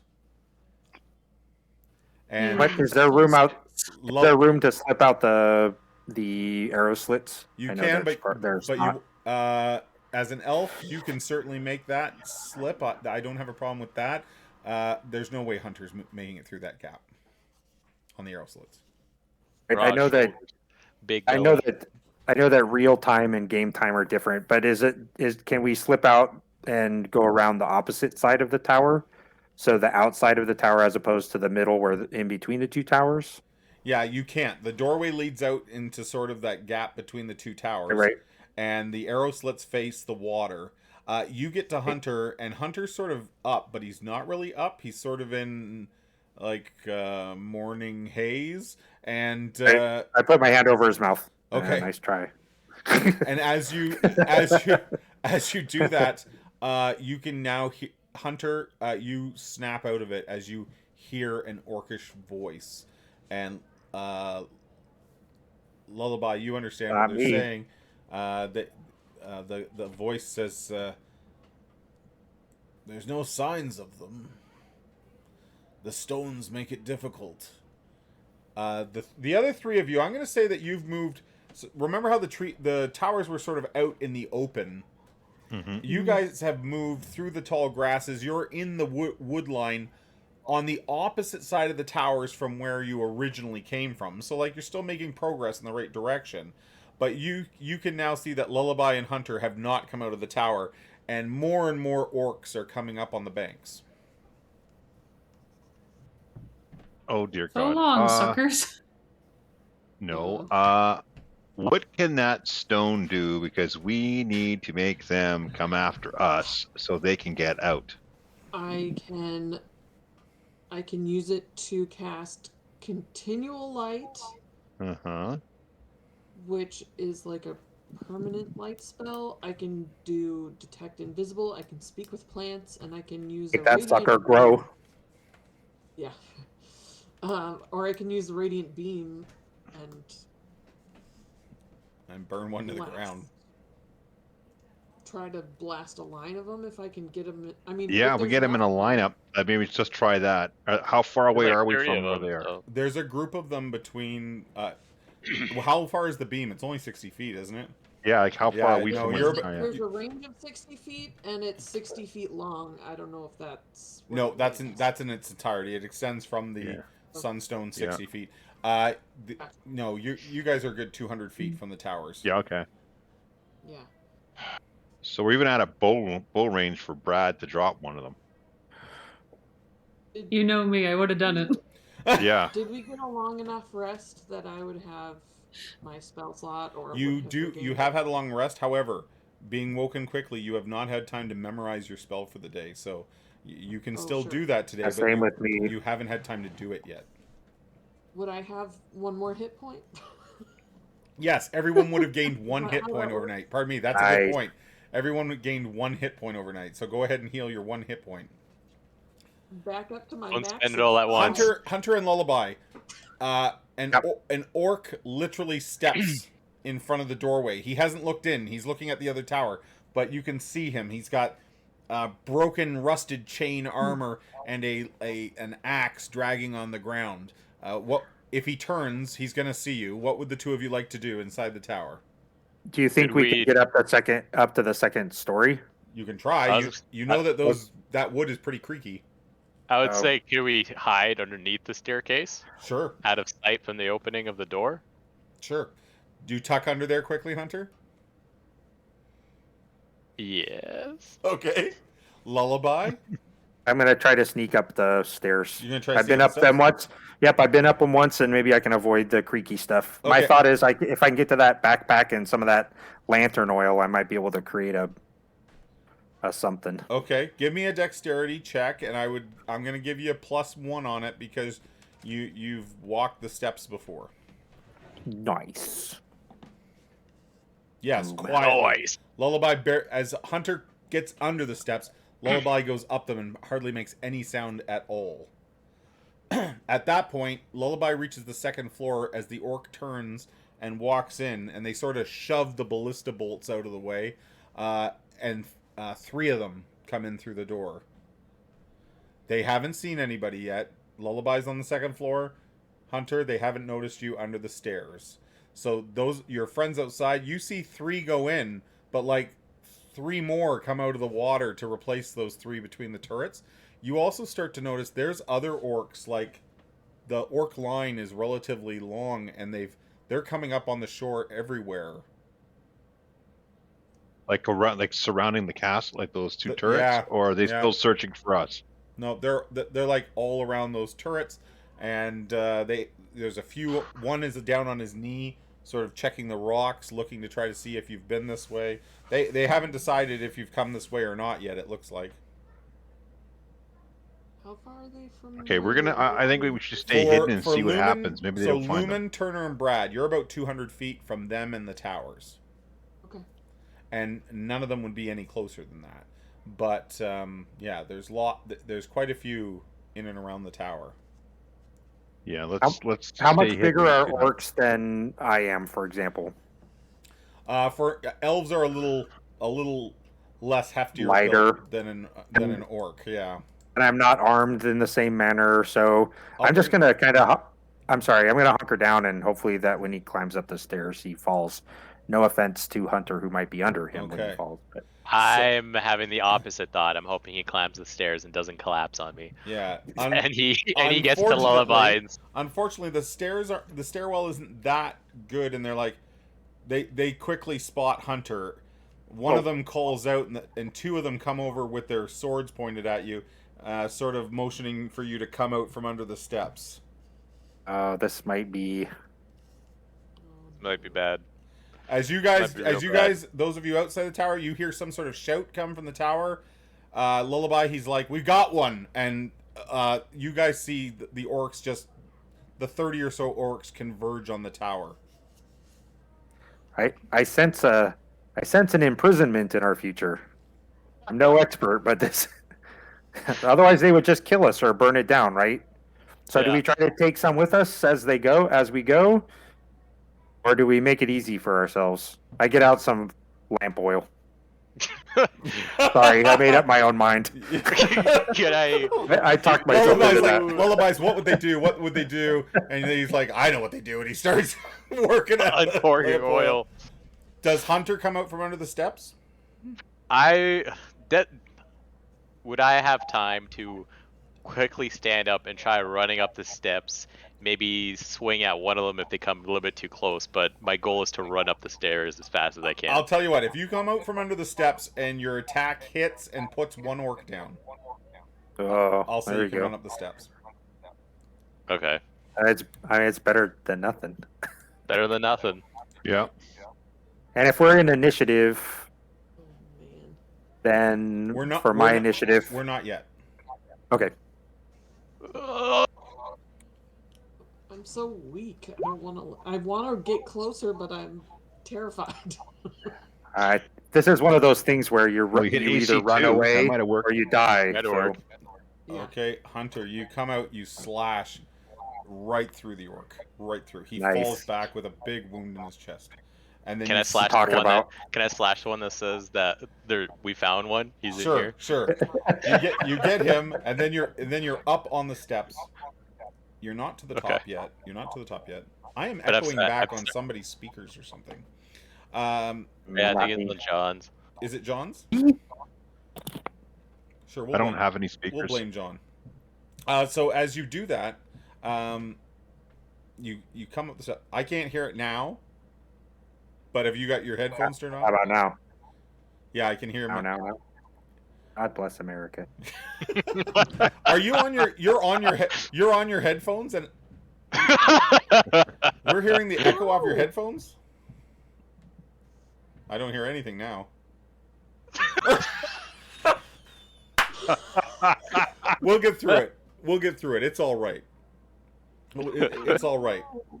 So, Hunter, We have one more pressing matters. You slash one of the orcs and you move up onto the steps, right? Yeah. At which point the orcs, and now my phone goes off. At which point the orcs, they charge you on the steps. So we're gonna roll initiative. Just to be clear, no one knows Lullaby is up there yet, and the three of you outside the tower have still been undetected by the orcs. So here's They'll the find initiative. out shortly. He's up there. The enemies get to go first. So you're not high enough on the steps to avoid both their attacks. One of them comes up the steps at you, Hunter, and attacks. And let's see what happens there.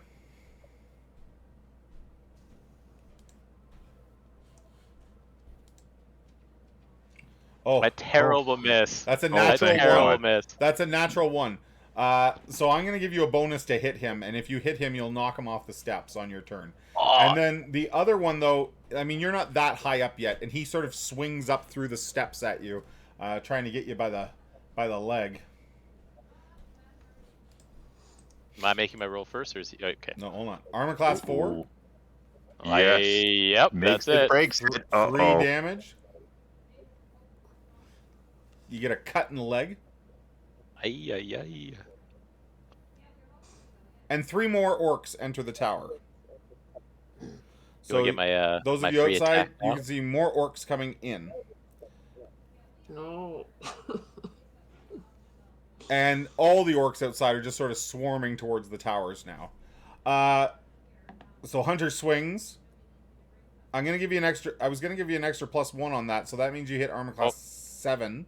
Yep. Unfortunately, sir, that is not enough to hit the orc. Oh, Let me double check that. Nope, the orcs have nope. That does not hit the orc. So you swing and you miss. Lullaby, are you taking any actions in the tower? You can see that Yes. Hunter is making his way up the steps towards you. He's not near the second floor yet, and there's more orcs come in through the bottom of the tower. I'm gonna throw both flasks of lamp oil at the bottom of the stairs. Okay. let's make a bad situation worse. We're gonna do that. All right. So Out on fire. do you want to throw the Just- lamp oil now? Let me see. So is there a breach in the wall that I could push through that would lead to the back of the tower? I mean, I don't know if Yes, there's you orcs can get- surrounding the you can get it- towers. You can get out through an arrow slit on the second floor. Just me, or would Turner fit too? Hunter fit. Hunter also, won't sorry. fit out any of the arrow slits, no. Okay, well I'm not leaving him, so I am gonna throw both sets of lamp oil at the bottom Okay. of the stairs. So you throw those down, and there's just oil all over the bottom of the tower. Perfect. Maybe they'll slip and fall down the stairs. Catch themselves on fire. Brad, Turner, and Lumen.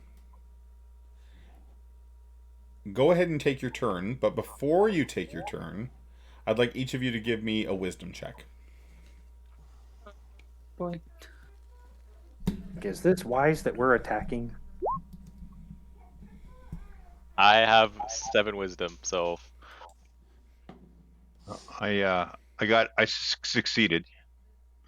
Okay, so Brad and Lumen, you're not aware of what I'm about to tell Turner. So I'm going to ask the two of you, what are you doing for your turns? I think I'm just watching. Okay, you're just going to see if there's a way they could get like over the top of the wall on the second floor. If, I don't know. Okay. If there's anything I can do. Brad, anything you're doing? My left eye is just focused on that tower. Okay. Turner, before you make any actions, you're about to make an action when you hear, branches breaking behind yourself, Brad, and Lumen. It's very subtle, but you hear like a twig snap. Okay, I turn and look. Shield up, mace out. What am I seeing? You see Ketris. Ketris is moving through the underbrush towards you. He is trying to keep quiet. He has a small group of men with longbows and swords with him. Oh, thank God. The man that's with him, I'll pop a picture up here of him.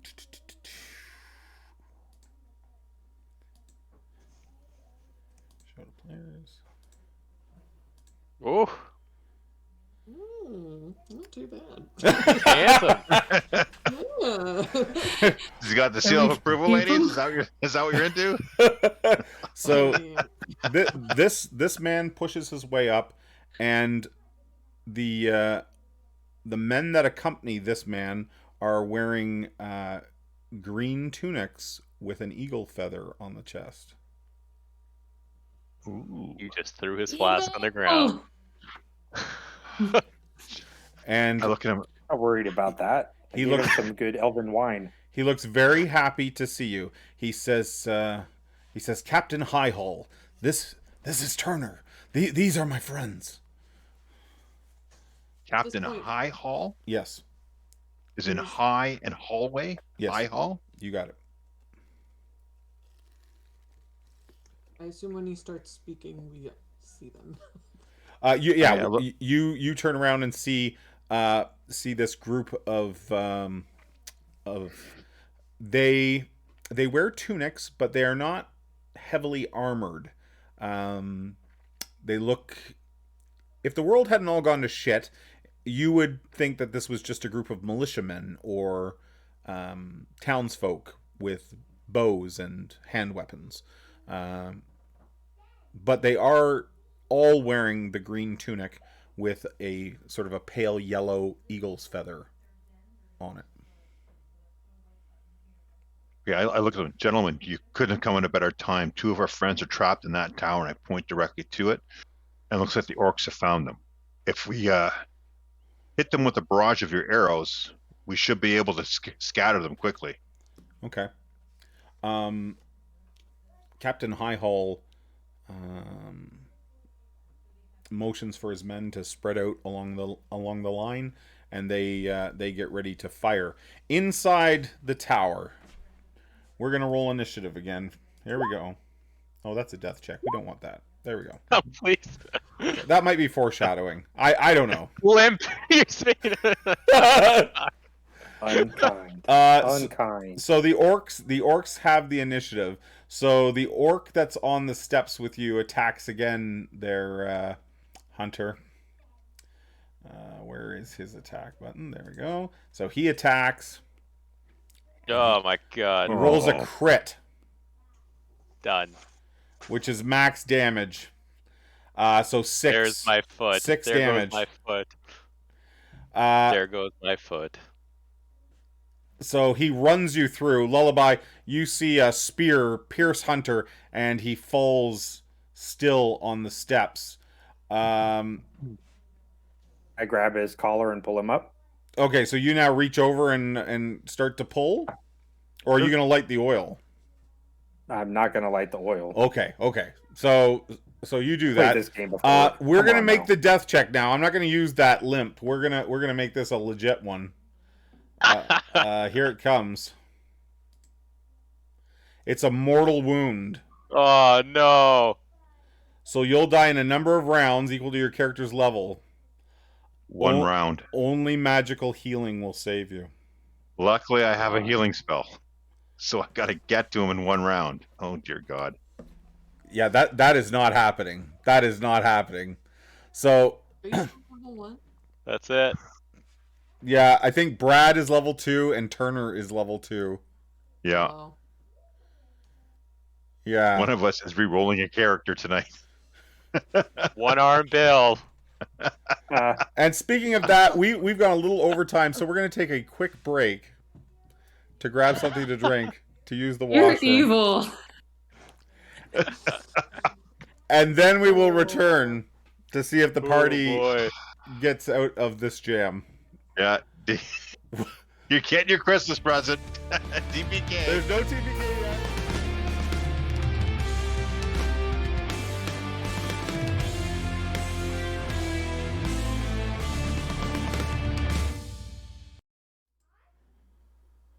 We're back. Okay. So Gator's still on break. We're having on the break we're having Hunter re-roll a new character. We got that started, and we'll introduce him soon. But for now, we're just going to continue as things go. So you guys can see that there's some commotion going on in the tower, and as that's occurring, the arrows get let loose. And the humans that arrived with Ketris, they also blow on some sort of a whistle. It lets out a horrible screech, akin to an eagle cry. And with that, a volley of longbow arrows stream out of the wood line and into the orcs. And with the screech of the whistle and the volley of the arrows, and Aikeon's sun starting to come up, like, it's almost immediate. The orcs turn tail and run for the waters. And as they cross, the bowmen get another volley in on them. And then they're out of range and into the woodland. Yeah, I'm going to break cover and make a mad dash to the tower. All right. The party enters the tower. As I said, the ballista bolts have been cast aside and lie on the ground inside the base of the tower. I start screaming for Hunter and Lumen. Yeah, 3/4 of the way. Lullaby. Sorry. 3/4 of the way up the steps, you see Hunter lying sort of in Lumen's Lullaby's. Hunter lying in Lullaby's arms. He has a horrible abdomen wound. The Lullaby, almost immediately after the attack that falls Hunter, you hear a horrible, almost fear-inducing shrieking whistle sound from outside, and arrows begin to land on the orcs outside the towers, and those that are here quickly retreat. And your friends then enter the tower. They are accompanied by Ketris and a group of men wearing green tunics with the eagle feather that you recognize from the water flask. They yell out a warning. Don't, the ground is covered in oil. Watch your step. Don't bring in any flame. Yeah. Okay. So. And my good friend is, I'm afraid, mortally wounded. So you guys come over and sort of like. I'm going to immediately go over and see if there's anything I can do to help him. Yeah. He's the time it would have taken you to get here. He's still warm, but he's gone. He's gone. There's nothing I can do. Okay. No. Poor Hunter. I knew him well. I'm gonna give him like the whatever last rites are. I don't know what they would be. I'm not. Mm-hmm. But it's may Tyr watch over you. May you find Tyr's warm embrace. That sort of thing. Ketris says that Captain Highhall, there's a settlement not far from here that has survivors. Our people are there and resting, but I would suspect that his brother would want his body brought to the settlement. I would suspect so too. All right, I'm gonna grab a couple of those broken ballista shafts to make a litter so we can just drag the body with us. Sure. Or at least carry it out. Yep. Take my cloak, do that improvised blanket thing where you stiffs in one and over, then put the body on top. Yeah. Captain Highhall says to you, Turner, if my men can assist you in sharing the load. Absolutely, please, dear Captain. We greatly appreciate it. So they come and they help you, and you make your way through the swampy overgrowth of the Drowndale until you reach something that looks a little like this. Let me get a picture here for you.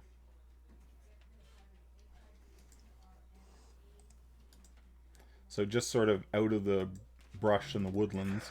Ignore the knight standing there, but you can see sort of like a broken gate and towers of what once would have been either a large town or small city. It looks in rough shape. As you approach, someone lets out a whistle, and the doors of the gate begin to open.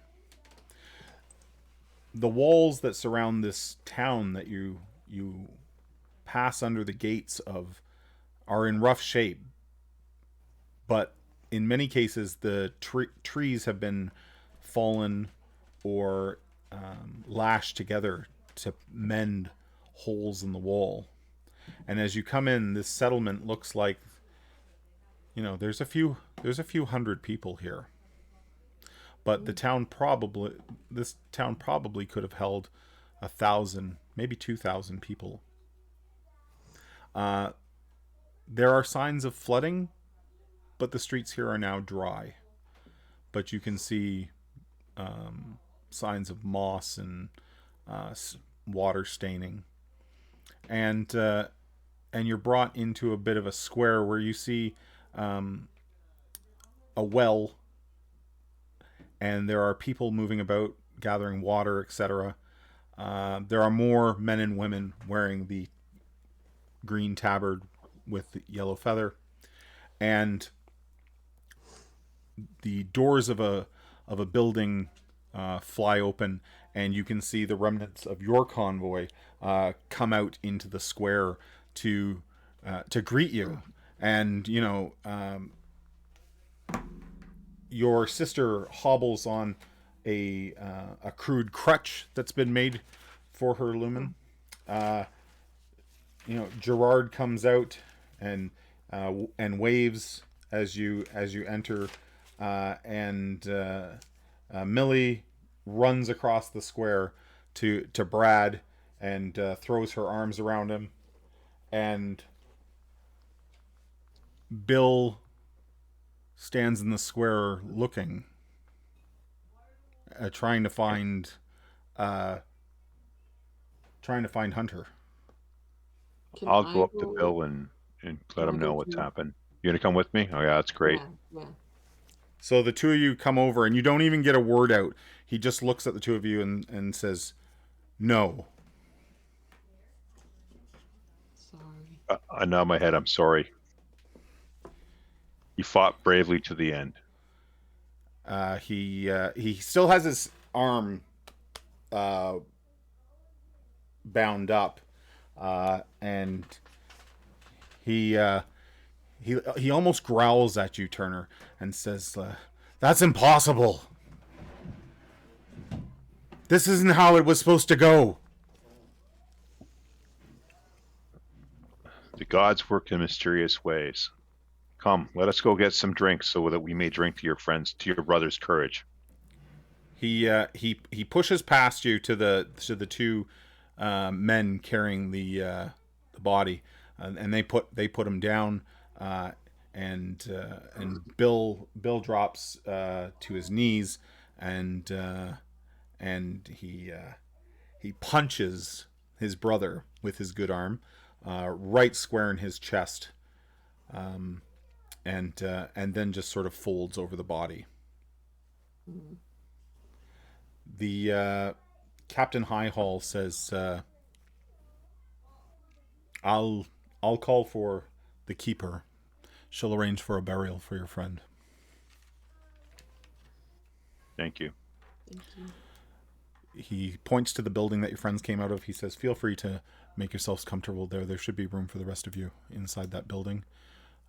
Take your time, and I will let I'll let our leader know that you're here. Thank you so kindly, Captain. Ketris comes over and puts his hand on Bill's shoulder, and then lowers a knee and says a few words to him. Nobody hears what he says, and Bill just kind of leans into Ketris, and the town people sort of give you some space, seeing that you've lost a friend.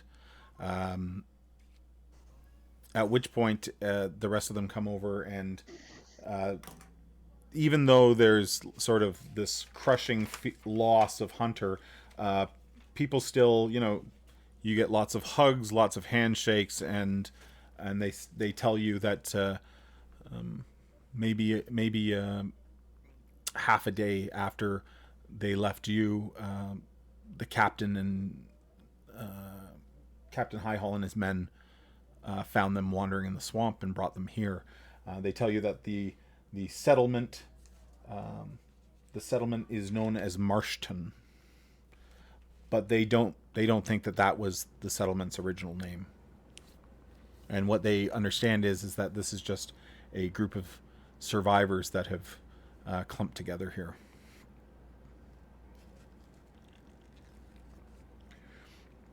You do notice that there is one particular building with a very tall, sort of tower-like structure, and there are two people on the top of that tower, sort of watching the surrounding swamp. But you do see that the gates close, and they're a big, large piece of timber is lowered by rope into place, and you feel secure. You feel secure. You're not sure that this could hold off the 1,000 orcs that you saw at the bottom of the mountain, but it can certainly hold off what you saw at the tower.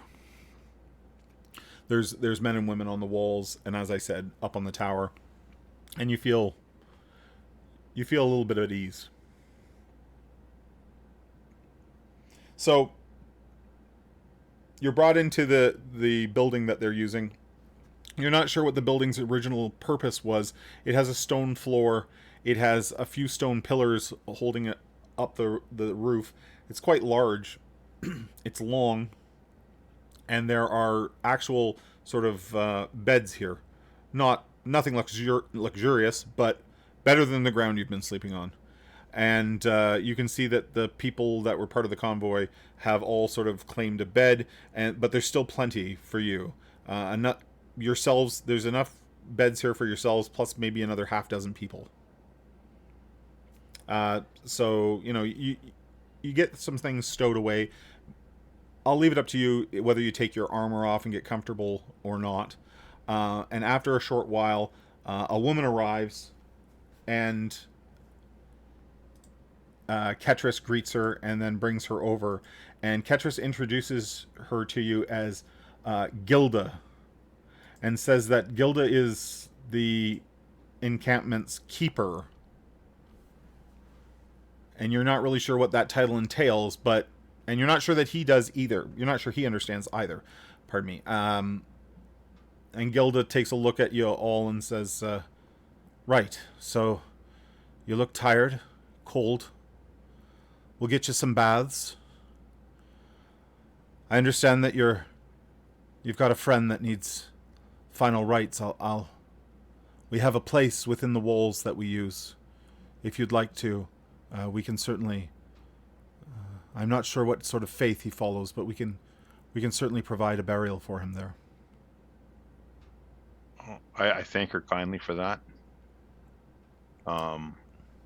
I guess what I'm going to apprise her of our situation, how we got here, and how we've still got members from our caravan that have been held by the Orcs. And I want to know if it's possible that we could, with the numbers that she has, whether or not we could do some sort of rescue. Okay. She, as you tell her sort of your tale, she nods at much of it and even offers sort of like, oh, and then this happened. And it's obvious that her and Ketris have had a similar conversation. She does listen to you though, and takes in everything you have to say. She says that Captain Highhall and our men and women that guard that guard Marshtown, we do our best to stay hidden within the marsh. The orc tribes of the west have moved with great number into the western edges of the marsh and along the mountains. I'm not sure that I'm not sure that the captain will be willing to risk his men against the sort of numbers that you're describing. But again, it's not my place to make that decision. I am to tend to the people that call this place home and not to make any sort of military judgments. I can certainly make sure that Captain Highhall comes to speak to you. Thank you so very much, madam. I greatly appreciate it. So with that, she says, I'll make the arrangements to have a grave dug for your friend, and you're welcome to perform any service that you'd like. We can also provide that if you'd like. Thank you. She says, and then she says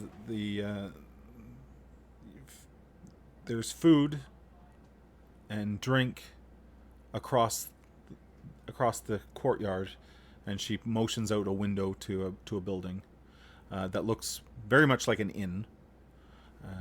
She says that that gold is not so much something that the people of Marshtown need.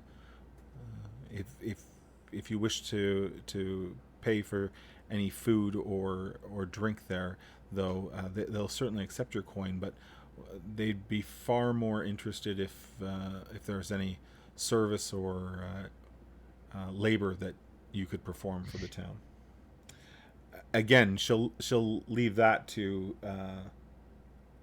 sort of their leader, their sort of quasi-mayor, to talk to you about.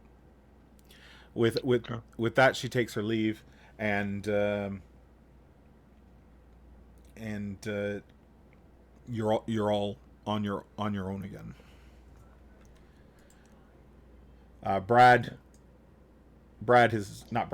Bill has come back inside, and he's gained a little bit of composure, sitting on his bed. Silva Lumen, her foot is still in pretty rough shape. She even shows it to you.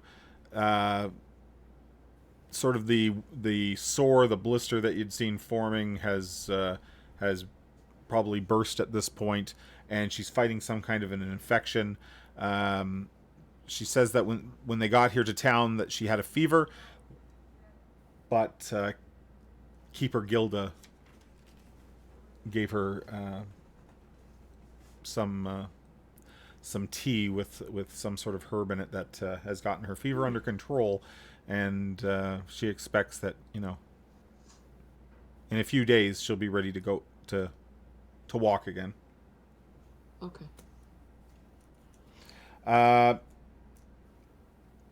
Gerald approaches you, Turner, and he's grateful to see you again. He is obviously still racked with guilt, but feeling very blessed that him and the others were found by Marshtown. I pat him on the shoulder and I smile. I say, "It's good to see you, old friend. See, I knew through your leadership that you could get these people to safety. Thank you, my friend. I knew you could do it." He just smiles at that. Probably not totally believing it, but all the same, smiles. And Brad, Millie is very happy to see you, and also she says she seems to really like it here. She's like telling Brad all about the different people that she's met here, and that she says, and the eagle. They follow the eagle. Eagles. I know. We love eagles. She says they have a church. They have some sort of religion where they follow the eagle in the sky I told you about. I was never much of a believer, but I will follow the eagle in the sky with you, Millie. She says, that's amazing. I can't tell you how happy I am to hear you say that. You have to come and see. You have to come and see the shrine that they have to the eagle. Okay, I'm just gonna look out of my left eye though, because it's still a little dark on this side. I'm really excited to see the eagle. Yeah, with that, way to kill the moment. She kind of slips. Exactly. She kind of slips out of the moment, and she's like, "Yeah, There it is." Yeah, all right." Lullaby, as you sit on your bed, started getting your stuff in order. There is a group of children, 4 of them at the doorway. They've obviously never seen an elf. Ah, well, good. I'm going to show them an elf then. And they're looking. They're all looking in your direction. Very, very excited, giggly, pointy, like pointing fingers, and yeah. I better sing them a song then. Are you going to regale us again? Yeah, you ready? Please. Ready. My hat, it has 3 corners. 3 corners has my hat. And had it not 3 corners, it would not be my hat. So, as you... That's a good kid song, right? Time. As you say out the song, they all clap and hurry over, and they're like, "You're an elf. You're an elf. Are you from Asari?" No, but I hope to travel there someday. Perhaps when I come back, I'll tell you all about it. That would be amazing. Can you hear really long distances with those ears? Oh, but I can hear children when they're bad. All their grins drop. They're just like, But I can also hear when they're good. oh, that's good. That's good. Did you fight orcs?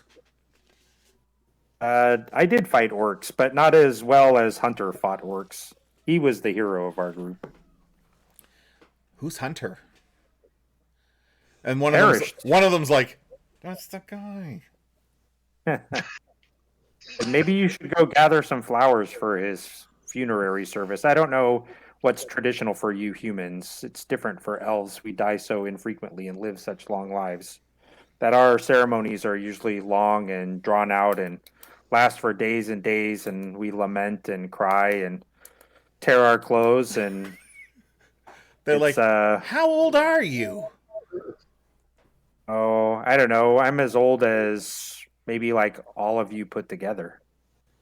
They start trying to do the math and just can't. Yeah. It's hard. They're like, oh, that's old. Super old. We'll go it's like regular old. But we'll go get to the flowers, though. I'm sorry. Where are the flowers? No, I don't know. We'll go get them for you. Oh, not for me. You guys are misunderstanding what I'm trying to say. Yeah, the one kid's like, yeah, it's for. And they're all like, okay. They're like, see ya, then elf. I go, hurry. Oh, sorry. No, you go, hurry. And they scatter, running out the door and into the courtyard. I go back to polishing my boots. Okay. So, Ketris, pardon me, the Captain High Hall comes and says, if you'd like, I can take you to Orman. He's our He sort of runs things here. Any if of you Orman has spells that I could study, that would be very helpful for me. Not likely, he says. But if you'd like to come all the same, I can take you there. I'll go with the captain. I lost you. Are you guys coming? Yeah. No, you're talking. I can't hear you, though. You can't hear us? We can hear you. First you Can you hear hear me me now? twice, and now can't hear you. And something's wrong. We hear you. Oh, I can. Can you hear? Yes. Yes. Okay. Yes. Go somewhere else. I'll try to fix my headphones. Okay. So for those of you that would like to go, oh God, poor John. The captain takes you through the town, and you get to wander through the streets a bit until you finally get to a house. It's a large house, but not to the point that it looks ridiculous or anything like that compared to the other buildings. However, on the way to this home, you do pass what looks to be a temple or shrine. And Turner, it has the markings of a healing god that you know named Mira. Okay, I tell the group. However, Mira's symbols have been covered by these sort of palls of green cloth with the yellow feathers. So they've repurposed the church to mat for. Okay. Mm-hmm. I sort of let them know, but that this is what's going on. That hey, this used to be a temple for Mira, but now it's for this eagle god. Odd. We might want to mention the fact that we found that statue too in the woods. I'm sure that they know about it, but if they don't, then let's mention it. That's a good idea. Okay, Since so we took special note of it. Yep. Are you noting that to Captain Highhall as he walks you over? Yeah, just going. Yeah. By the way, we found a statue on our travels here, and I tell him stop the brick where the road basically ends, going south. There's a statue of your eagle. It's very majestic. He says that before the cataclysm, before Aikeon changed its path, the goddess Mira was worshipped here, and the city, he refers to it as the city. He says this city was known as Gleemore, and they followed Mira's teachings. However,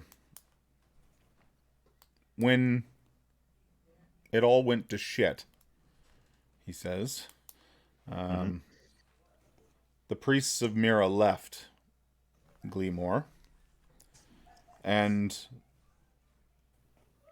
rural gods and goddesses gained stronger favor.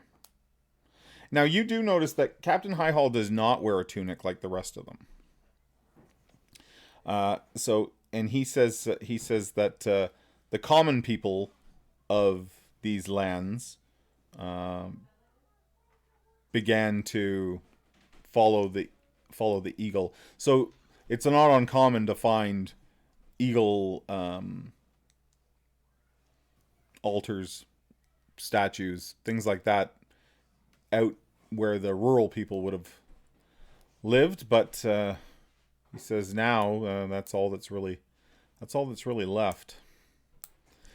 And Mira doesn't answer anyone's prayers, and the priests abandon most of the people here. So those that followed the eagle that was once in the sky, but my understanding is it's not up there anymore. Yeah, not really my thing. No offense, as he looks at Turner being a cleric. None taken. I follow the teachings of Tyr. But all gods have their places in the pantheon. So with that, he walks you up to the front door, knocks on it, and then just opens it and brings you in. And you find this man. Let's see if I can show this. This man sitting by his fireplace. in his chair, reading a scroll. And you recognize the scroll case as being one of Ketris's.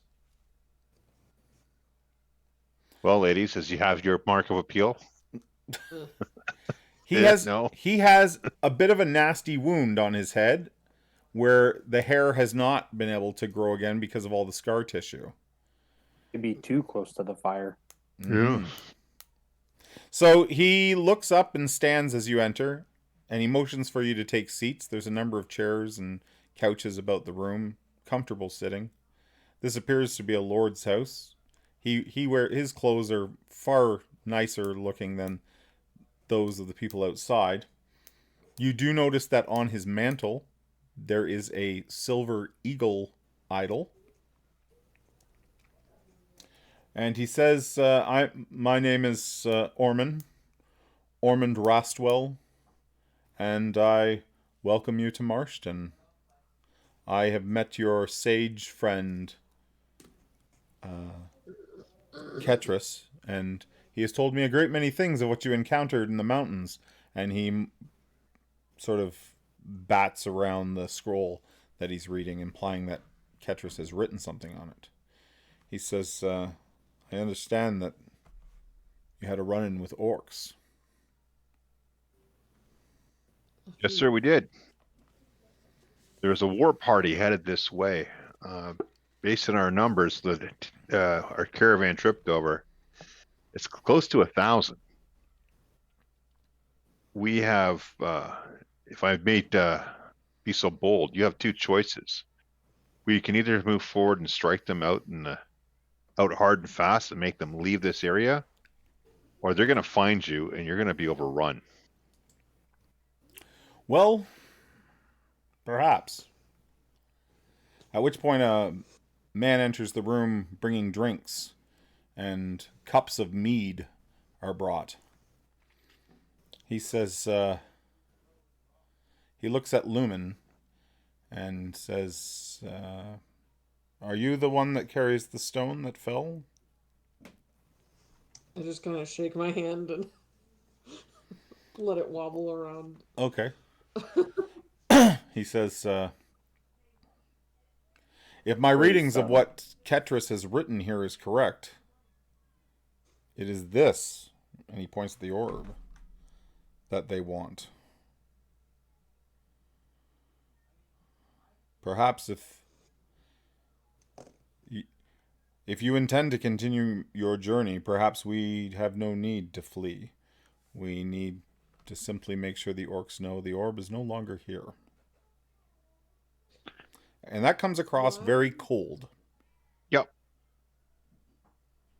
I'm not drinking my drink just in case, just because I got a bad feeling. I have trust issues. My spidey senses are tingling. I pour Turner some wine out of the wineskin that I swiped from the tower. Okay. No, I'm just holding it socially, but I'm just not sipping it. I'm being very, just pouring the wine. Might do a few fakies, but he says, "What is your plans? Do you intend to continue to travel to Asari?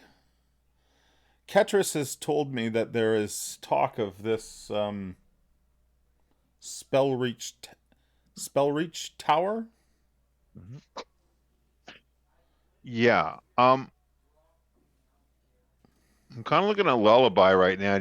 Are you getting a bad vibe from this guy, or like, and then Brad? Well, not Brad, but Luminar. Are you guys getting a bad vibe from this guy, or is it just me? I'm not saying it, but I'm just kind of giving like the look. Like, did you tell him everything or not? You fool. Okay. Oh, I mean, I the same thing. So if I get, Turner's eye, if I can catch his eye. Yeah. I kind of give him a frown look, like, what's this guy all about? I'll look over at Lumen. Can I? Because it seems like Ketris trusted this guy enough to tell him all of our business. But I don't know. I think, but during the pause, I'm gonna say, Ormond, we appreciate your hospitality. We're exhausted. Can you please point us to a place where we can rest? We can pick this up in the morning. I don't think the orcs are so close behind us that they're going to be here tonight. Certainly, we have time to consider all of our options tomorrow. Of course. I really perhaps sorry. called on you too early. That was not intentional. Only excitement, I suppose, out of some of the things that Ketris has written here. He then winds the scroll back up and tucks it into the scroll case and walks over and sort of hands it to whoever will take it first. And but he clearly not Brad. What's that supposed to mean? I just grasps at it like this. Don't take that, Eagle. So he's like moving it.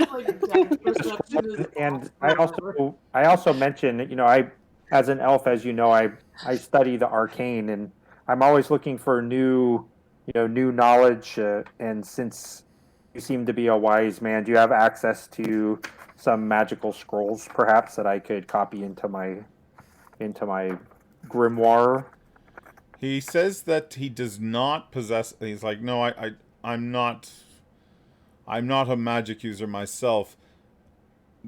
That being said, if you're headed to Spellreach, I'm sure there will be plenty there. I would like to show up to Spellreach with a repertoire of my own, so that I have something to share. Is there a wizard amongst you?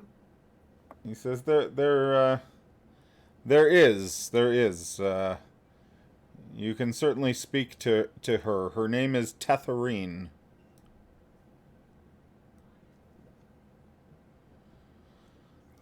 Perhaps I have enough energy for one quick visit before I rest. Okay. You point me to where I might find her? He tells you where you can find her. He gives you sort of general directions inside the ruins of the city. And he says perhaps we could reconvene tomorrow. I'll maybe it would be best if Ketris were here as well. Perfect. Absolutely. Thank you so very much for your hospitality, my good lord. And I kind of give a little bow. Like a respectful bow, not like being an ass bow, but like a... Yeah. When you call him, when you call him, my good lord, he says, oh, I bear no title nor land, friend, but I fell into this role, and well, perhaps we will discuss that more tomorrow. Still, well met, and thank you very much for your hospitality, kind sir. Okay. He smiles, and you guys sort of make your way out. The captain says to you, Captain High Hall says, if you can make your own way back, I have some business to attend to. Thank you, Captain. So with that, you're going to go and see the wizard, correct? Yeah, Lumen should come with me. Are you off to see the wizard? I have some. He's pretty wonderful, I hear. Questions about things. So. Yeah, does the party want to have a quick discussion before we sort of break that off? We have a couple minutes here before we wrap for the night. Here is my concern. There is a large orc party coming here. We have the stone they want. These people want to stay hidden or make deals with them. I'm afraid they might sell us out. And we need that stone to complete the quests that we're on, to get all the other stones together in that, back to the cave, to those, what are those things that we saw there? The cairns? The altars. Yeah. Right? So that's my concern right now. But as a character, my primary duty is to get the people of the caravan to safety, and to try to extricate the few that are still trapped within the orc. So that's kind of where my headspace and timing is. So game mode is this, and character mode is that. That's where I'm at. I think it might be hard to convince all of us that saving the caravan is now, the main quest. It might be now we have a bigger group of people we have to save, and maybe that takes precedence. And if we have a conversation, if Turner and Lullaby have a conversation about that, that's what I would say. The bigger population is relying on the needs of the many us. outweigh the needs of the few. Yeah, I think you'd sell them on that. Okay, well, that's what I do then. Okay, all right. So I'm not going to role play out the meeting with the wizard tonight. We're going to do that next time. But I would like to just wrap tonight on this, that you've had your time with the wizard.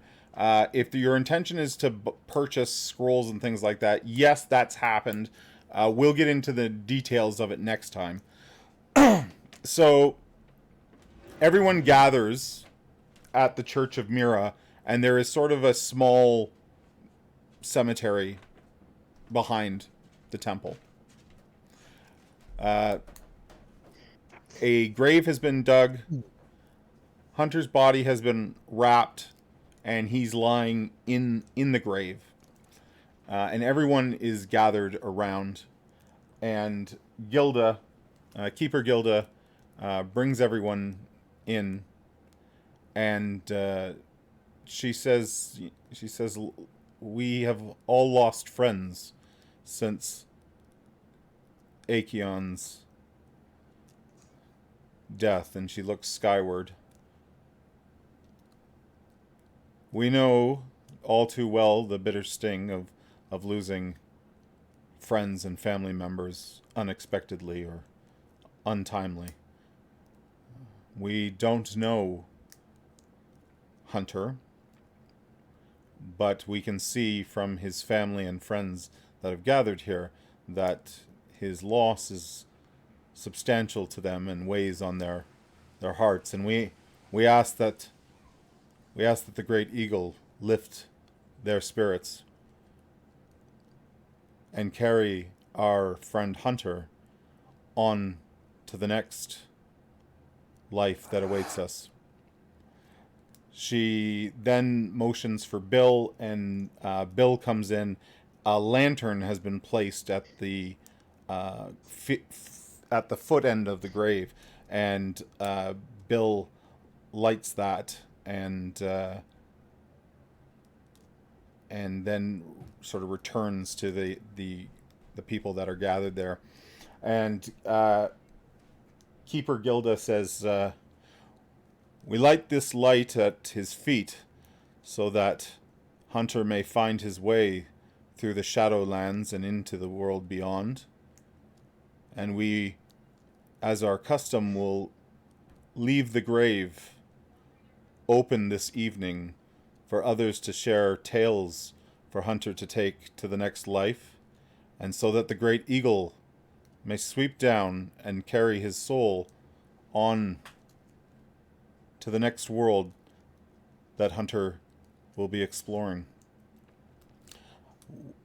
We will we'll leave you now, and you're welcome to do whatever comes naturally or whatever your culture requests. And at that, the townsfolk sort of pass by each of you. They pat you on the shoulder, and many of them invoke the term fly well, and they just that's repeated again and again until it's finally just the four of you and Ketris there. The lamp sort of flickers at the foot end of the grave, and just for the briefest moment, you feel like the night sky is clear, and the stars are shining down. Bill is still there, obviously, and if there's anything that you'd like your characters to do, I'll give you an opportunity to say or do that now. The lullaby has a song, of course. Oh my god, yes. Do it. All right, I'm ready. Hunter was a hero. He fought like 1,000 men. Killed orcs by the dozen, but he could not escape the fen. When you're up, you're up. And when you're down, you're down. Hunter's legend will live forever now that he's in the ground. Kind of a jaunty tune for a funeral, but whatever. We Very tried. fighter. It was good. I think it tracks for something about- lullaby. Sorry, Lumen, go ahead. When he says something about how like his legend will live forever, I'm just gonna cast continuous light on that lantern so it never goes out. That's beautiful. Okay. Oh my gosh. So with that, I mean, very, very gently, that light overtakes what the actual light the lantern can put out, and there's just this glowing light at the foot of the grave, and yeah, I think that's a good place to maybe end. People have dispersed. Bill does not leave the grave for a very long time that night, and eventually by morning. Someone comes and at that point they believe that the eagles come and carried the soul away, and they finish the burial off.